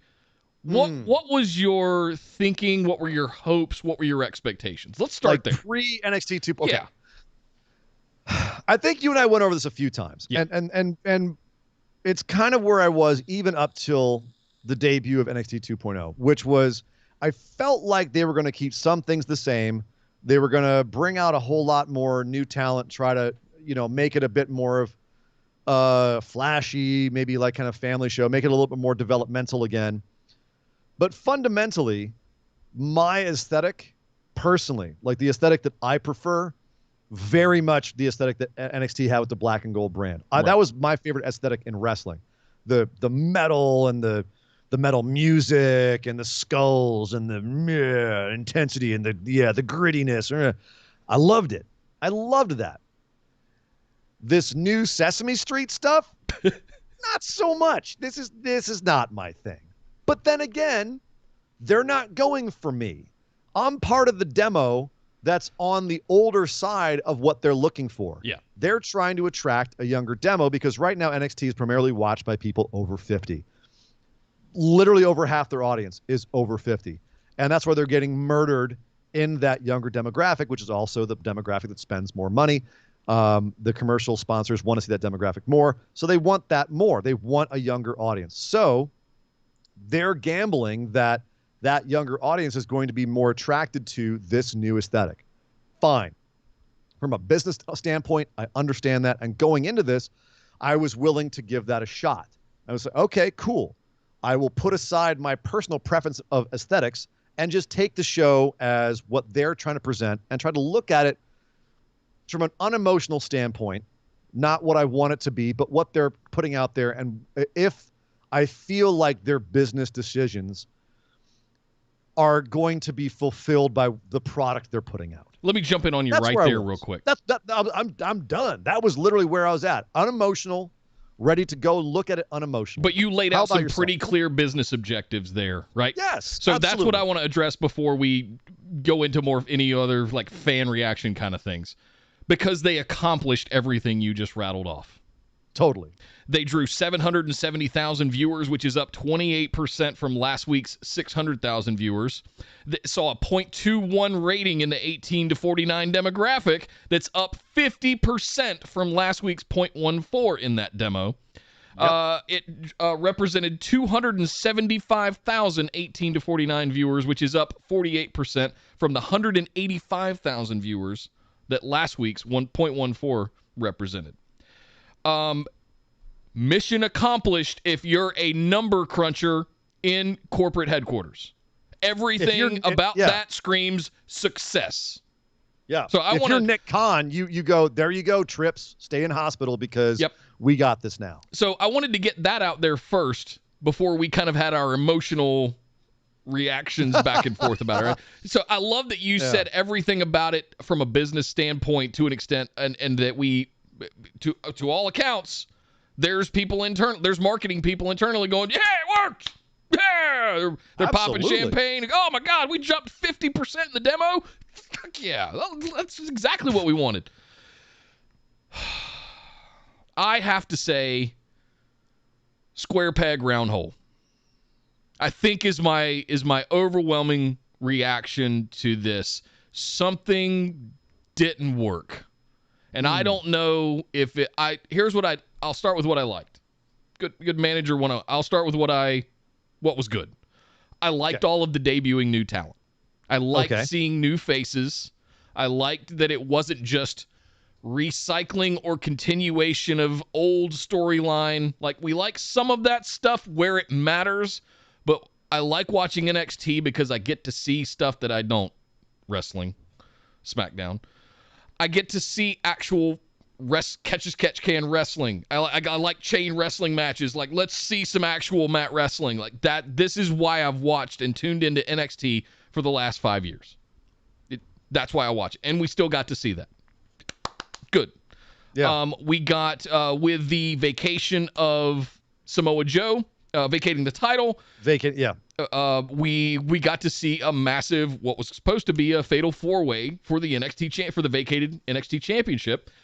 There was some skullduggery that happened, and we got to see some really good wrestling there.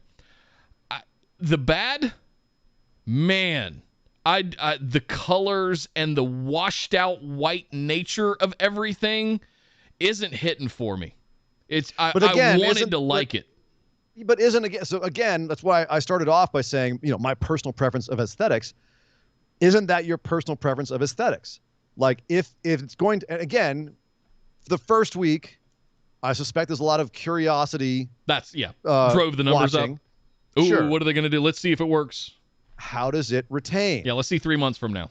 And that's something that we can come back on 3 months from now and say, is it the aesthetic that's throwing people off? Then we can come back and say that. Right now, given the success of the first night, the opposite could be said to you, Nick. Maybe it was the aesthetic. People, like, they had the splashy commercials on Raw and SmackDown. Maybe people were curious because, colors, and they came over and watched it. So again, that could just be your personal preference that it didn't work for you. I know people that don't like the metal music, and that's a turnoff. Exactly. Right? Exactly. We had to listen to Slipknot, one of the not really good Slipknot songs, for 2 years. And playing that every 5 minutes can be a turnoff. This might attract an audience that wants to hear Wale. You know what I mean? Like, there's absolutely an argument for this. Yeah. For at least the on the surface change of it, right? Just how it looks and how it feels and all that. But I want to get into the guts of the show and talk about the things that feel like they're changing in terms of the philosophy of the actual show. And I made a joke earlier that the chat are saying is cringe about Triple H being in hospital. But I really do feel like there is something to Triple H having a cardiac event before all this went down at a local medical facility. Had heart surgery. Yeah. And is currently laid up in hospital, and from reports is still taking calls from talent, but they're being told they cannot talk about wrestling business with him. So the fact that and apparently this week, Shawn Michaels ran the show along with Kevin Dunn. Vince was there for part of the day, but wasn't part of running the show. So Pritchard also rumored as well. part being of the involved same in this. team and part of the main roster guys coming in and being like, okay, you had your shot. Now it's us. Yeah. And, there's a certain part of me that just I feel sympathetic. This was Triple H's baby. And obviously it's wild speculation to say that this was somehow related to his cardiac event, quote unquote. But there's definitely a part of me that sits there and goes, I wonder if. Yeah. I wonder if like this was just his baby getting taken from him and them saying, you screwed up. There you go. Here's 2 years salary. Good luck. We'll keep you in talent development or something like that. Oh yeah, you could still run the shows, but we'll tell you how to run them. Yeah. Like I genuinely wonder politically what's going on backstage at NXT. Yeah. I genuinely wonder. And having Triple H go down with some sort of morbidly curious is probably how I would say. That's a very good way of putting it. I probably don't really want to know the answer at the end of the day.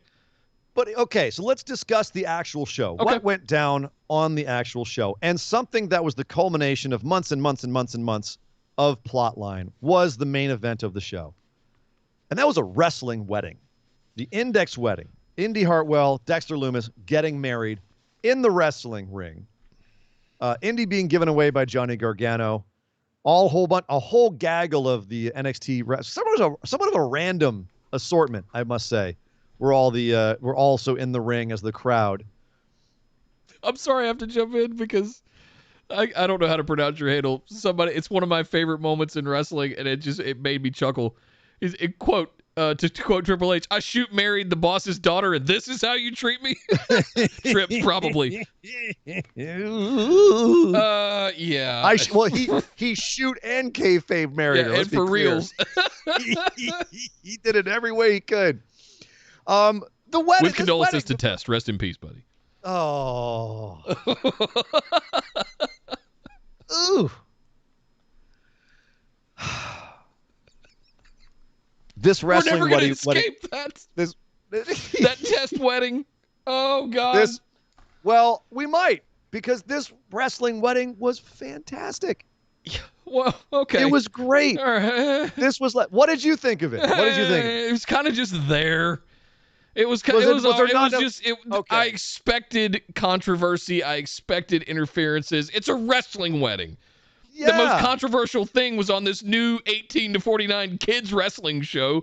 You've got Dexter Lumis threatening to throw a hatchet at somebody if they don't shut up and quit interfering with the ceremony.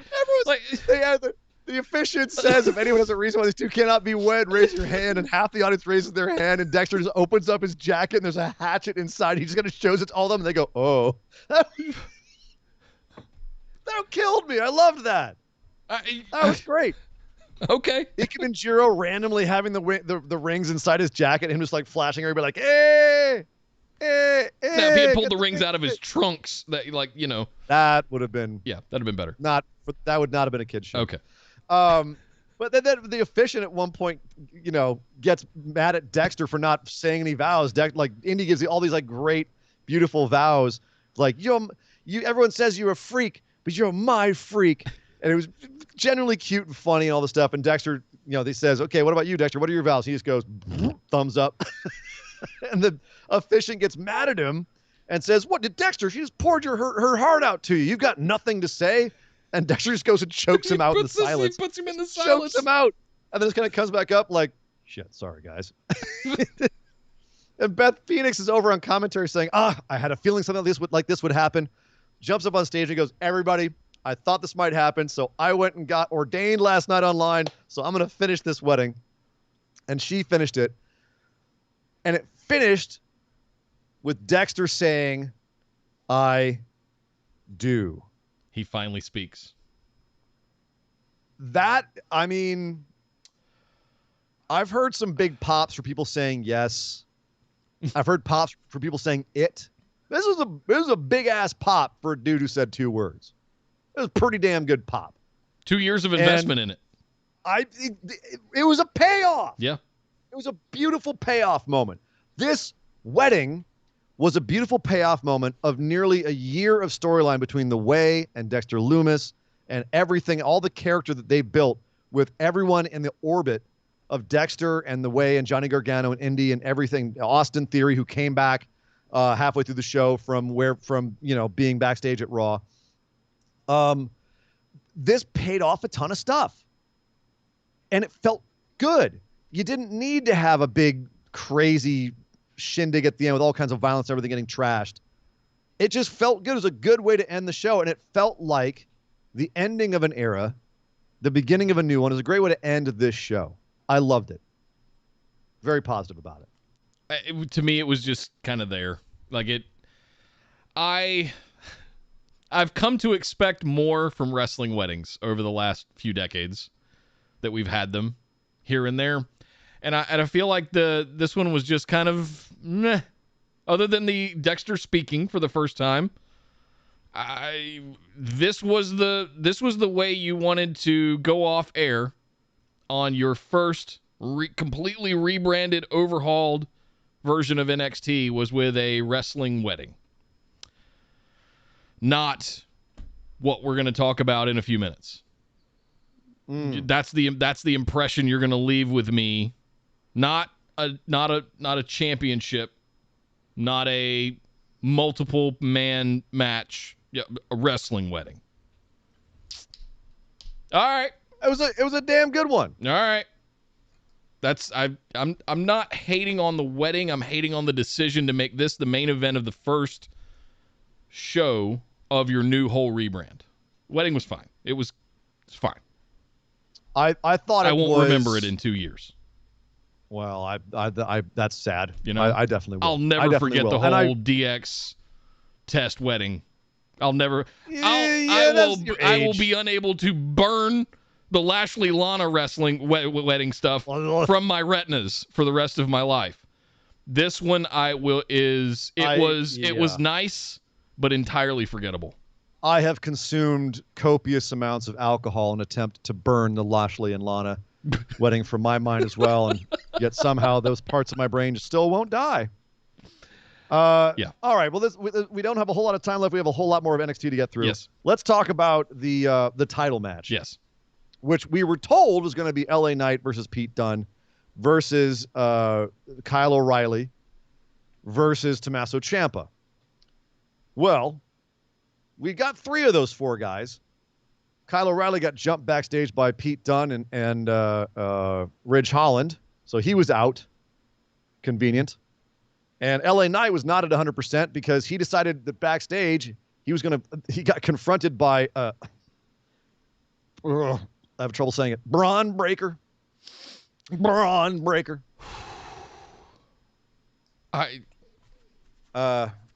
to pause on that name real quick here. Whoever did the branding for NXT also made his singlet, apparently. That, I'm going to come back to that. Okay. I'm going to come back to that. Yes. Rex in a singlet Steiner. looking. Yes. Rex Steiner, which is a powerful enough name on its own, and it has lineage. Well, and it has. His actual name is Bronson Rex Steiner, because that's their real last name. You could have just called him Rex Steiner, and it would have been way cooler. Hell yes. He looks like his dad. Yes. They made a reference to his dad in his match. They called him that was a dog-faced gremlin kind of move. They're supposedly told not to make any reference to his dad. He looks like his dad. He's wearing a singlet like his dad. Why not? Why not? Braun Breaker. Why not reference? It's mind-blowing. I know they don't do it with a lot of guys. Like they didn't mention it with Husky Harris, a.k.a. Bray Wyatt. Yeah. They didn't mention it with a lot of people. But I don't understand why they don't with someone that's so obviously his father's son in so many ways. I mean, he does look like the meatiest of meatheads that ever meated a meat. And ridiculously talented. Jesus Christ. Ridiculously he's gifted and brick talented. Wall. Gets in there. He confronts LA Knight backstage. LA Knight decides, I'm going to teach this kid what, even though I do have a title match tonight. Let's go on out there. I'll teach you a lesson. Braun Breaker beats him straight up, cold, clean, middle of the ring. And then LA Knight's got to go and compete in the Fatal 4-Way later on in the night. Gets busted open. Tommaso Ciampa, of all things, does like or tornado over the top rope. Headbutts LA Knight in the face coming down. LA Knight gets busted wide open. still gets back in the match, is able to deliver a top rope superplex to Pete Dunne. Not just deliver it, blood pouring down his face. He jumps from the ring, the mat of the ring, to the top rope and gives, just in a one beautiful fluid movement, a superplex to Pete Dunne. Mwah. And that is, by the way, the Chris Jenkins "What a Maneuver" of the show. What a maneuver! The superplex, which is a beautiful move, and you almost never see somebody not mount the ropes. He just jumped up there. That's the most athletic thing LA Knight's ever done in NXT, and I can't remember Eli Drake ever doing it. Maybe he's done it before, but I've never seen it, and it was awesome. And it wasn't the only one of the night, by the way. It was not. I just wanted to say that as a maneuver for Chris Jenkins, loves to talk about what a maneuver moment. We usually talk about the move for a second. Superplex. Supposedly, it was created by Thomas Billington, might better known as Dynamite Kid, over in All Japan. Always gets credited to Cowboy Bob Orton as his signature. He was the guy that used it, and Barry Windham too. Windham as also well, used a lot. Yep, they all used it. It's never really been a finisher, nor has it ever really finished matches, which is always bizarre to me because, suplexes have finished matches. Right. Wouldn't a superplex, it's like an avalanche AA, right? Yeah. Or an avalanche anything. Yeah. Avalanche one-winged angel, you're dead. Why doesn't a superplex finish matches? I don't know. Just weird. It's such an impressive move, and it must absolutely suck ass to take. Oh. Especially if you take it from a really tall guy like Orton. But yeah, so that was definitely the standout move of my week, was LA Knight jumping up to do a superplex on Pete Dunne in this match. But we gotta rush here, so I'm not gonna really go through much of the rest of the match. Tommaso Ciampa ends up sneaking in, grabbing the pin at the end. 1, 2, 3. Tommaso Ciampa is your new NXT champion. He's got Goldie back. But he's got Goldie back. Oh, the greatest love story of our generation. Yes. But take that, Index. At the end of the show, after the Index wedding, we don't go off with the Index wedding. We go off with Tommaso Ciampa watching the TV sideways, as they do in WWE. And as the wedding goes off air, up to him walks Braun Breaker in his melted crayon singlet and just stares him down. Stares at the championship, stares at him. And if that isn't a tease of the future and the past, I don't know what is, Nick. And that brings me more to like what I thought of the show as a whole. Here. Okay. We can rip through the rest of it, because the rest of it is just like, here's some new talent. Here's some things that happened. New changes. Yeah. But here we have this guy who is randomly beating one of their top guys in LA Knight, and I have to worry about LA Knight's future, because he's definitely not under 30. Eli Drake is no spring kitchen. Spring chicken. Spring kitchen. But again, he's right. He's not spring chicken, and he's no stranger to being fired by WWE. So this to me felt like bye-bye LA Knight. I'll be surprised if he's around too much longer. I hope for his sake that he is, but that was crazy to have him lose to Braun Breaker, of all people. Like, there's no one else that Braun could have beaten in this situation. And then to have Braun immediately go and face down the champ and have it be Ciampa. The rest of the show felt like they were pushing all these new talents, these younger talents, moving away from the indie guys. That to me felt like a statement moment. And the fact that Braun, of all people, is wearing a singlet that looks like the aesthetic of the new NXT felt like multiple messages being sent at once. Did you get that sense as well, or am I just... No, I didn't get that sense, but I don't. The more I sit here and kind of stew on it as you're talking about it, I don't think you're wrong. I think it was kind of a here's the future. We're going to give it to someone who has helped carry NXT for the last few years, and we're gonna start showcasing all of this new talent, as they said they were going to do.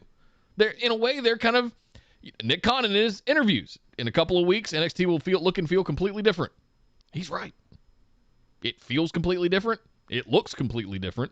And I think a couple of weeks from now, a couple of months from now, what's a takeover going to look like with this new aesthetic? What's it going to feel like? Is there going to be anything to build to? That's where Are my you going to concerns be are. able?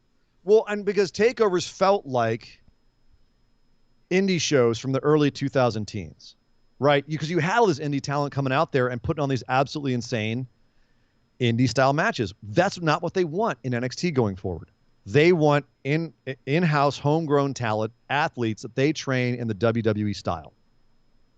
Ain't going to feel like the old takeovers at all. No. So that's a great question, Fawful. Are we still going to have takeovers? I suspect we will. They're going to have some sort of pay-per-view. There'll be some kind of pay-per-view. There's no telling what they're going to call them, though. Sure. But one other thing to talk about this match before we move on is the fact that Kyle O'Reilly was replaced by Von Wagner. Who? You might ask. You might have seen him once or twice. He's been playing a security guard for months now, but he finally got his shot randomly. He just happened to be standing near William Regal, and Regal was like, "Why don't you have a shot?" For no reason.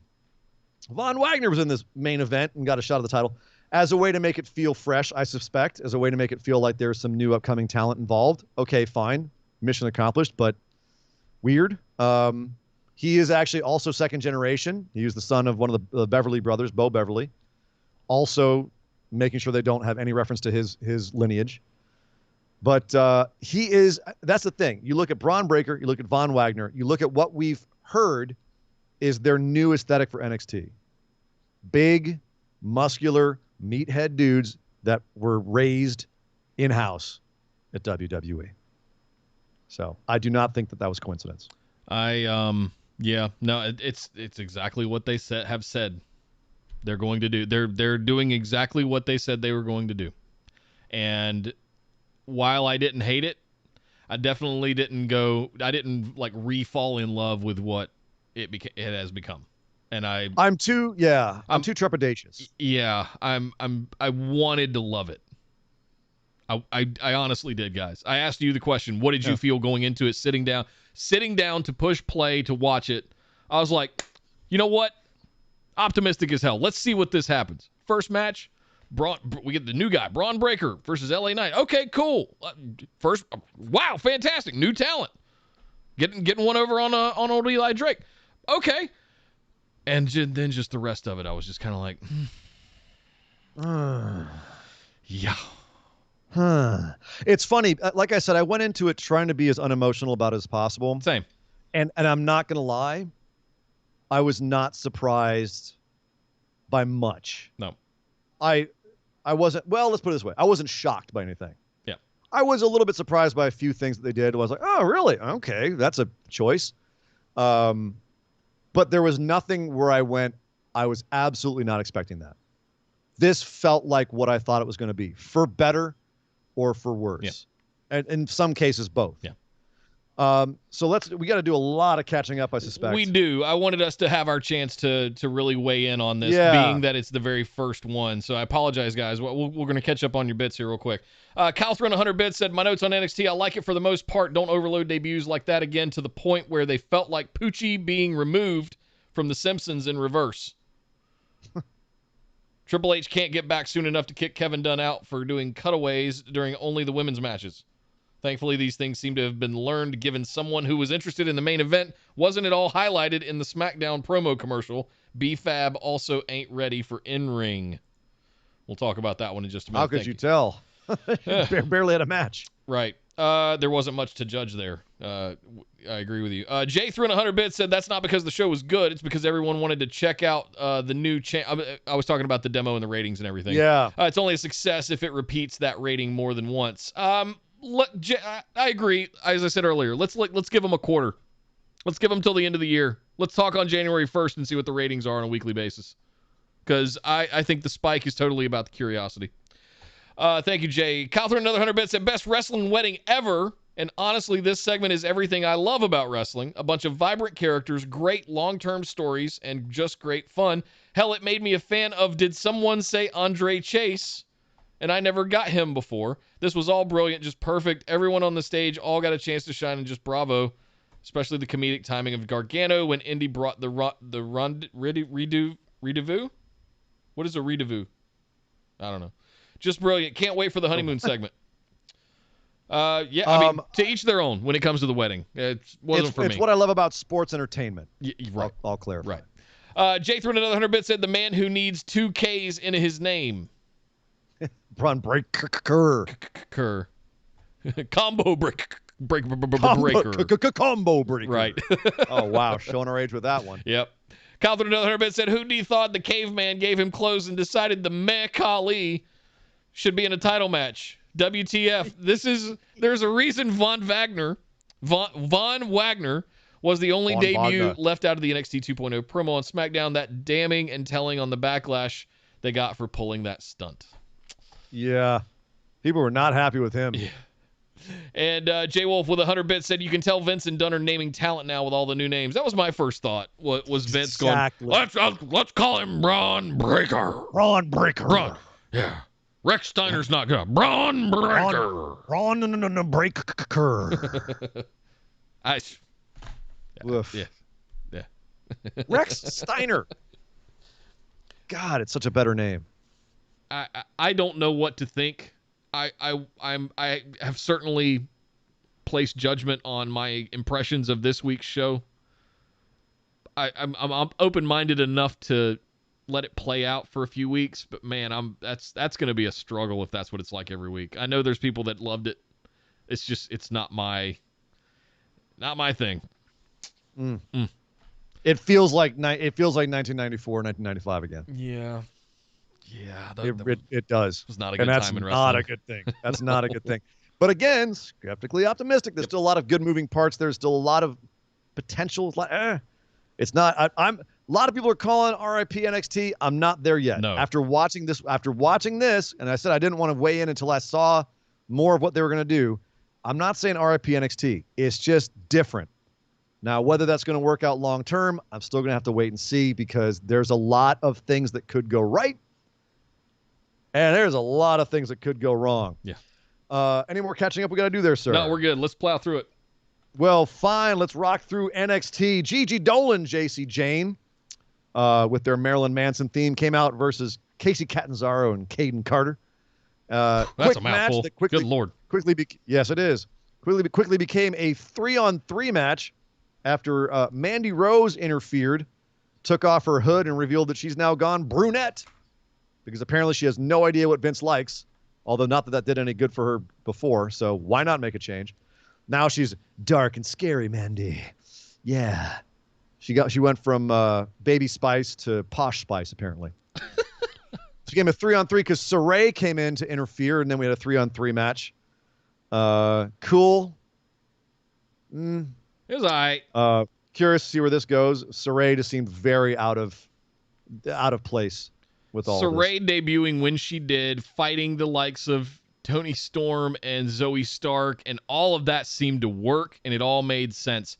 She feels like a ship lost at sea right now. And man. It's like Gigi, JC, and even Mandy feel like kind of what they're going for in this new direction of NXT. Even Casey and Caden, who get a lot of promo time in their promos for the new NXT 2.0, feels like that. Saray feels like a Triple H project. Yeah. Right? Like that's what Trips was wanting to bring in. He was looking for the next Io Shirai. Yeah. Or who was the next Asuka, arguably, right? Or Kairi. Like you're bringing in a super talented Japanese talent, and Vince does not give two shits about that, as we've seen. Unless you're Asuka, who is an absolute fluke, and because she is as fantastic and fabulous as she is, and even she gets start and stop booking. Yeah. So, yeah, poor Saray. Dan Jarman and Trevor Skelly. Two names I doubt you've ever heard before, nor will you ever possibly hear them again because they had a match with the Creed brothers, which meant they got I'm going to do air quotes and say match. Match. This was a match. This was a mugging, a murdering. They got turned into jelly. This is just disgusting. The Creed brothers just mauled them. My new favorite tag team, by the way. I knew it. I knew they're gonna be your new favorites. I mean, just magnificent. Big, scary dudes. It's like you took AOP and made them into like elite amateur wrestlers in singlets. Like hype them up on crack cocaine and it's adrenaline. like just put it in my veins. Just these two guys. Suplex. A lot of screaming from these guys. Just take a straight punch to the face and it revs him up even more.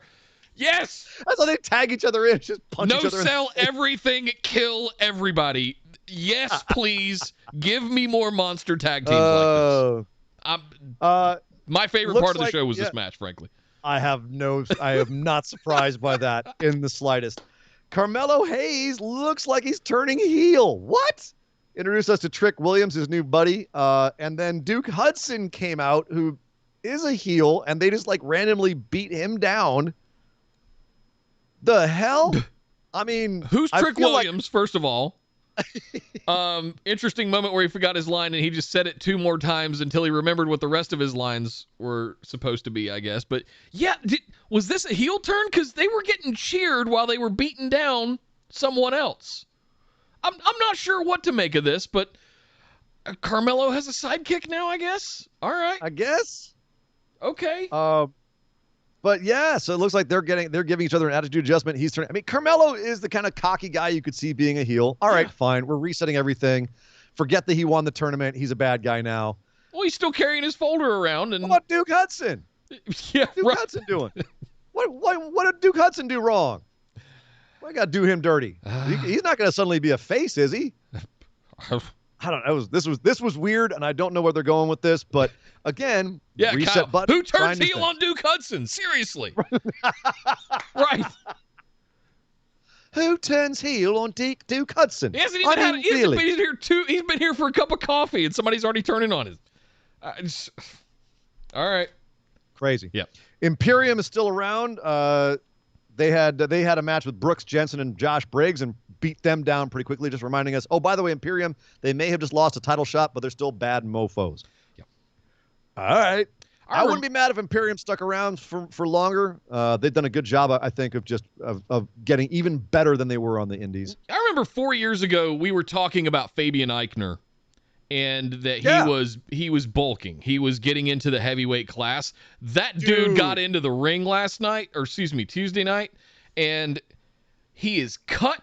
He is lean in the waist. That is a big dude that we have watched evolve over the last 4 years. Wow. You took the words out of my mouth. That was my only note, was what the hell have they been feeding Fabian Eichner? That man has been working out and on a new some sort of new plan, because he turned his body, which before was nothing special, little skinny, into now he looks like a machine. Now he looks scary. And I don't mean like he's huge and bulky. Like Eichner's good, but then I'm talking about Barthel as well. Barthel has also gotten in ridiculous shape. Like he used to be scrawny. I'm sorry. Eichner he came into the Cruiserweight Championship looking weird, and then he bulked out and got huge and got cut and looks great. Barthel's been doing it too. Like he came in looking like this scrawny, kind of like flabby dude. He now looks like an absolute killer machine. Like he's got that scary look to begin with, but now it's reflected everywhere. He's done a great job of transforming his body. Both these guys. Hope to see more of them. Looks like we will. Yeah. B-Fab, Kyle mentioned she doesn't deserve to be in a ring. She had a fairly quick match against Katrina Cortez, possibly mercifully. Still looks like she gave her a rude awakening. Looks like that's her finisher now. Looks like we're still gunning for, we still have a little bit more to do between Hit Row and Legado de Fantasma. Yeah, gonna need to see more from B-Fab, I think. And Elektra, for that matter. I mean, if we're going to have a women's feud between Elektra Lopez and B-Fab, I want to see them have some wrestling matches. B-Fab still got, I don't know if it's who she was working with or a local talent or whatever it was, but I mean, it looked kind of green to me. Well, it is developed. Now it's officially developmental here. Hat tip to Christian. That's what they're going for. Kyle Cotton threw 100 bits. Thank you, St. Kyle. He says, Imperium being dominant gives me hope for NXT to build and adapt this into something less garish, because that means they still plan to bring Walter over. All paths lead to Walter. Maybe Walter doesn't want to live in the U.S. He might just come over for cups of coffee and then go back. Or in his case, cups of pure bull testosterone. And then finally, Tony D'Angelo, his family was from Chicago. Yeah, they work in waste management. You're right. You know what I mean? Why do I sound like I'm from Brooklyn? I don't know. I'm Tony D'Angelo. We have a straight up Italian Chicago mafioso character coming to NXT. Right. Which between Braun Breaker, the name of Braun Breaker, and a couple of other like decisions they're making with these characters, they're like straight up going to 94. Wow. I definitely, when I saw that, that was the moment on the show where my jaw just dropped open and went, wow, they're going there. They're actually going there. The one thing that we didn't bring up, Raquel Gonzalez, we had a video package. We were supposed to have a title match between her and Frankie Monet. Yeah. Which, God bless her, she's been patient and waited ever since she's debuted. And I mean, where's Taya? Start. Rest in peace, Taya Valkyrie, because I miss her character altogether, and her abilities in the ring. There's still really no. We hope everything's okay with Frankie. I just really have no idea what's going on, why we missed out on that match, even a few days later here. But yeah, we were supposed to have a women's title match as well as the men's title match to debut the new NXT 2.0, but for some reason that one got scrapped. I don't know. They're mentioning something actually very relevant in the chat right now. Okay. Tony D'Angelo. This is God. Okay. Yeah. If you Google Tony D'Angelo, you don't come up with the NXT guy, at least not yet. They're going to have to do some serious SEO on this because Tony D'Angelo happens to be a hockey player with a bit, how should we say this, a sordid past. Questionable background. Yep. Not exactly the thing you want to really be associated with. It's not, what was it? It's not the Smackdown sorority when they first debuted Paige and Becky and Charlotte in a trios team. It was the sorority sisters, something like that. Yeah. What was it? Submission sorority. Submission sorority. It is the dumbest thing. Like I hear that. And then they had the other one as was that where Riot Squad came from? Submission. Thank you, Fawful. Was their opposing one? No, Riot Squad. Remember that Riot Squad was already existing on another brand, and we were like, why would they bring in? It was the team with the Bellas, wasn't it?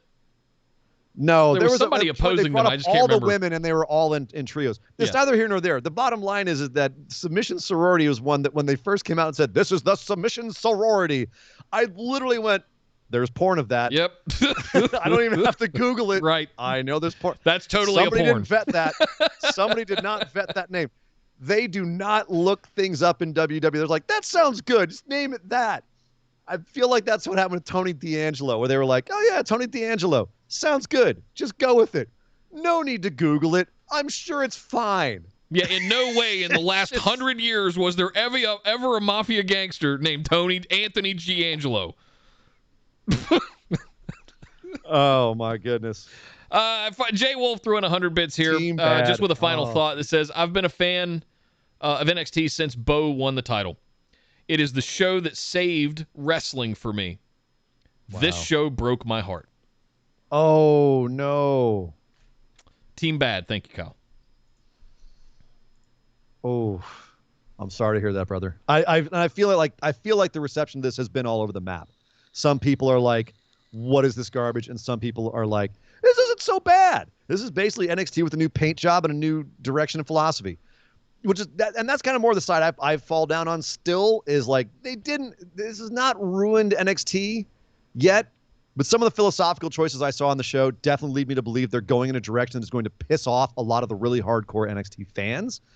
And unless they replace those fans with some main roster fans or other people that want to watch this style of wrestling, then this is going to be a very quick decline. It'll be interesting to see what the numbers are in 2 weeks. This is a very specific choice. Yeah. A very specific choice on their part. And for better or for worse, they're going to have to live with that going forward because they're making a very specific direction for this. But Yeah, so my goodness, NXT 2.0, it's come and gone, and now we're going to be living with it going forward. It's officially called NXT 2.0. We can't call it NXT anymore, Nick. It's NXT 2.0. When we think of that, that's not going to last long. It's just NXT. We shall see. It might be that NXT 2.0 just doesn't last long in general. Long live the black and gold brand. Long live the metal. Long live the underground fight feel of it. We'll see. It will live forever. We'll see. In our memories. Yep. But that's not it for our show. We're almost out of here, everybody. But we just have one more segment here on the show, and it's a little thing we like to call our moment of positivity. Mop.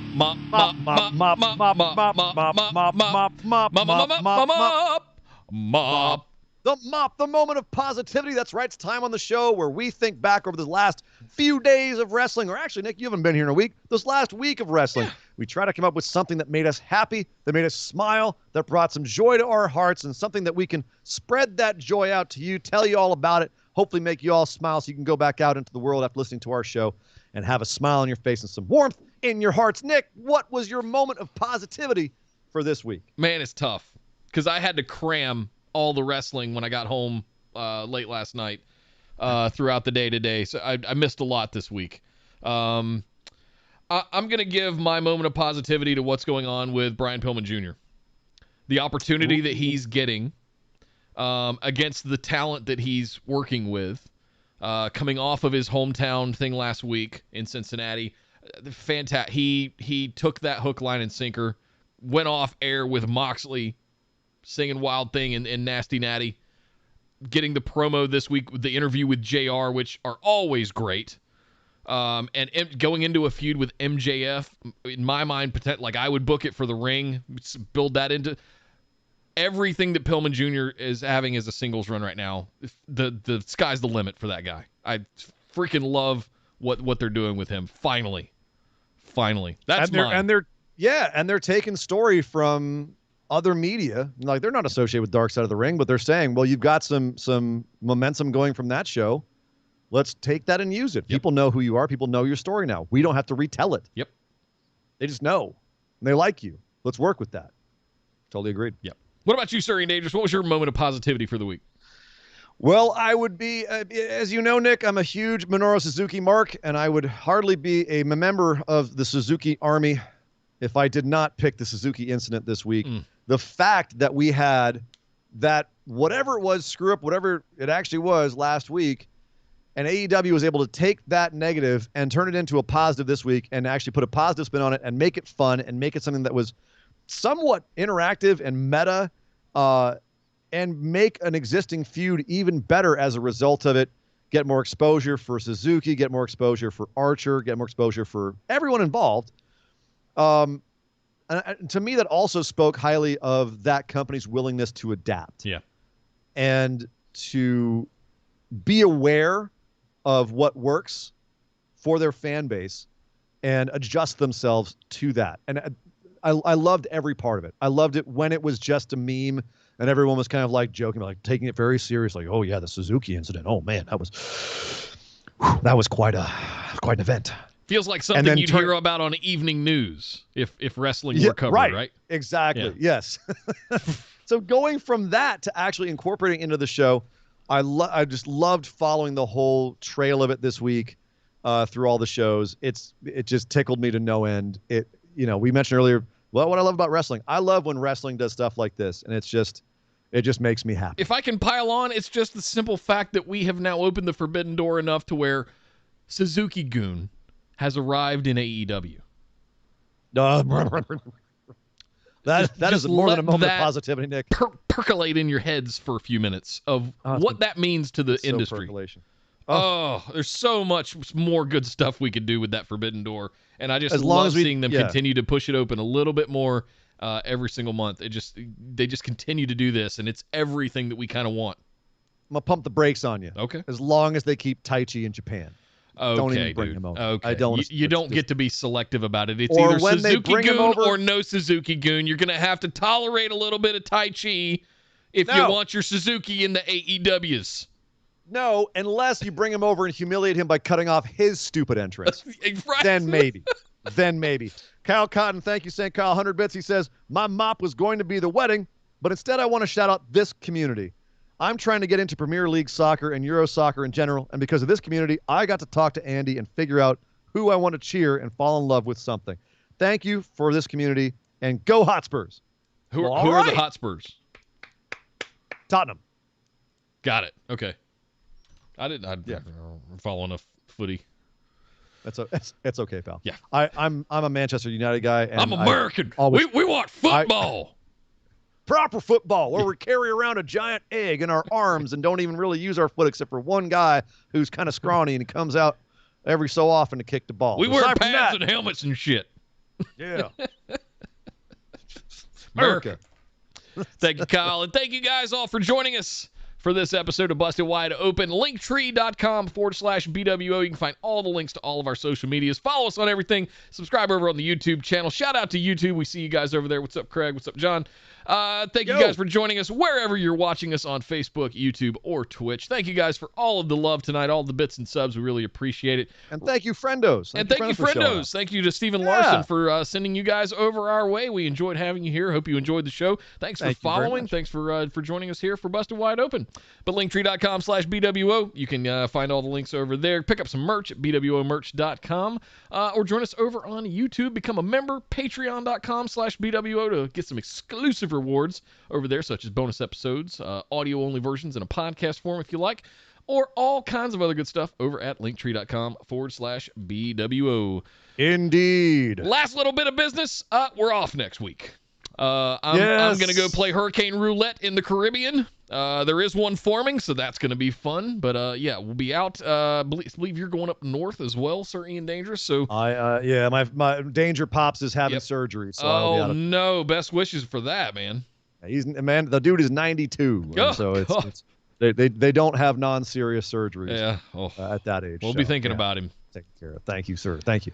So we'll be off next week, taking our break before we get into the fall craziness. So we will see you guys, I believe, the following week after we'll come back for Extreme Rules a week from Sunday. So WWE pay-per-view happening next Sunday, Extreme Rules.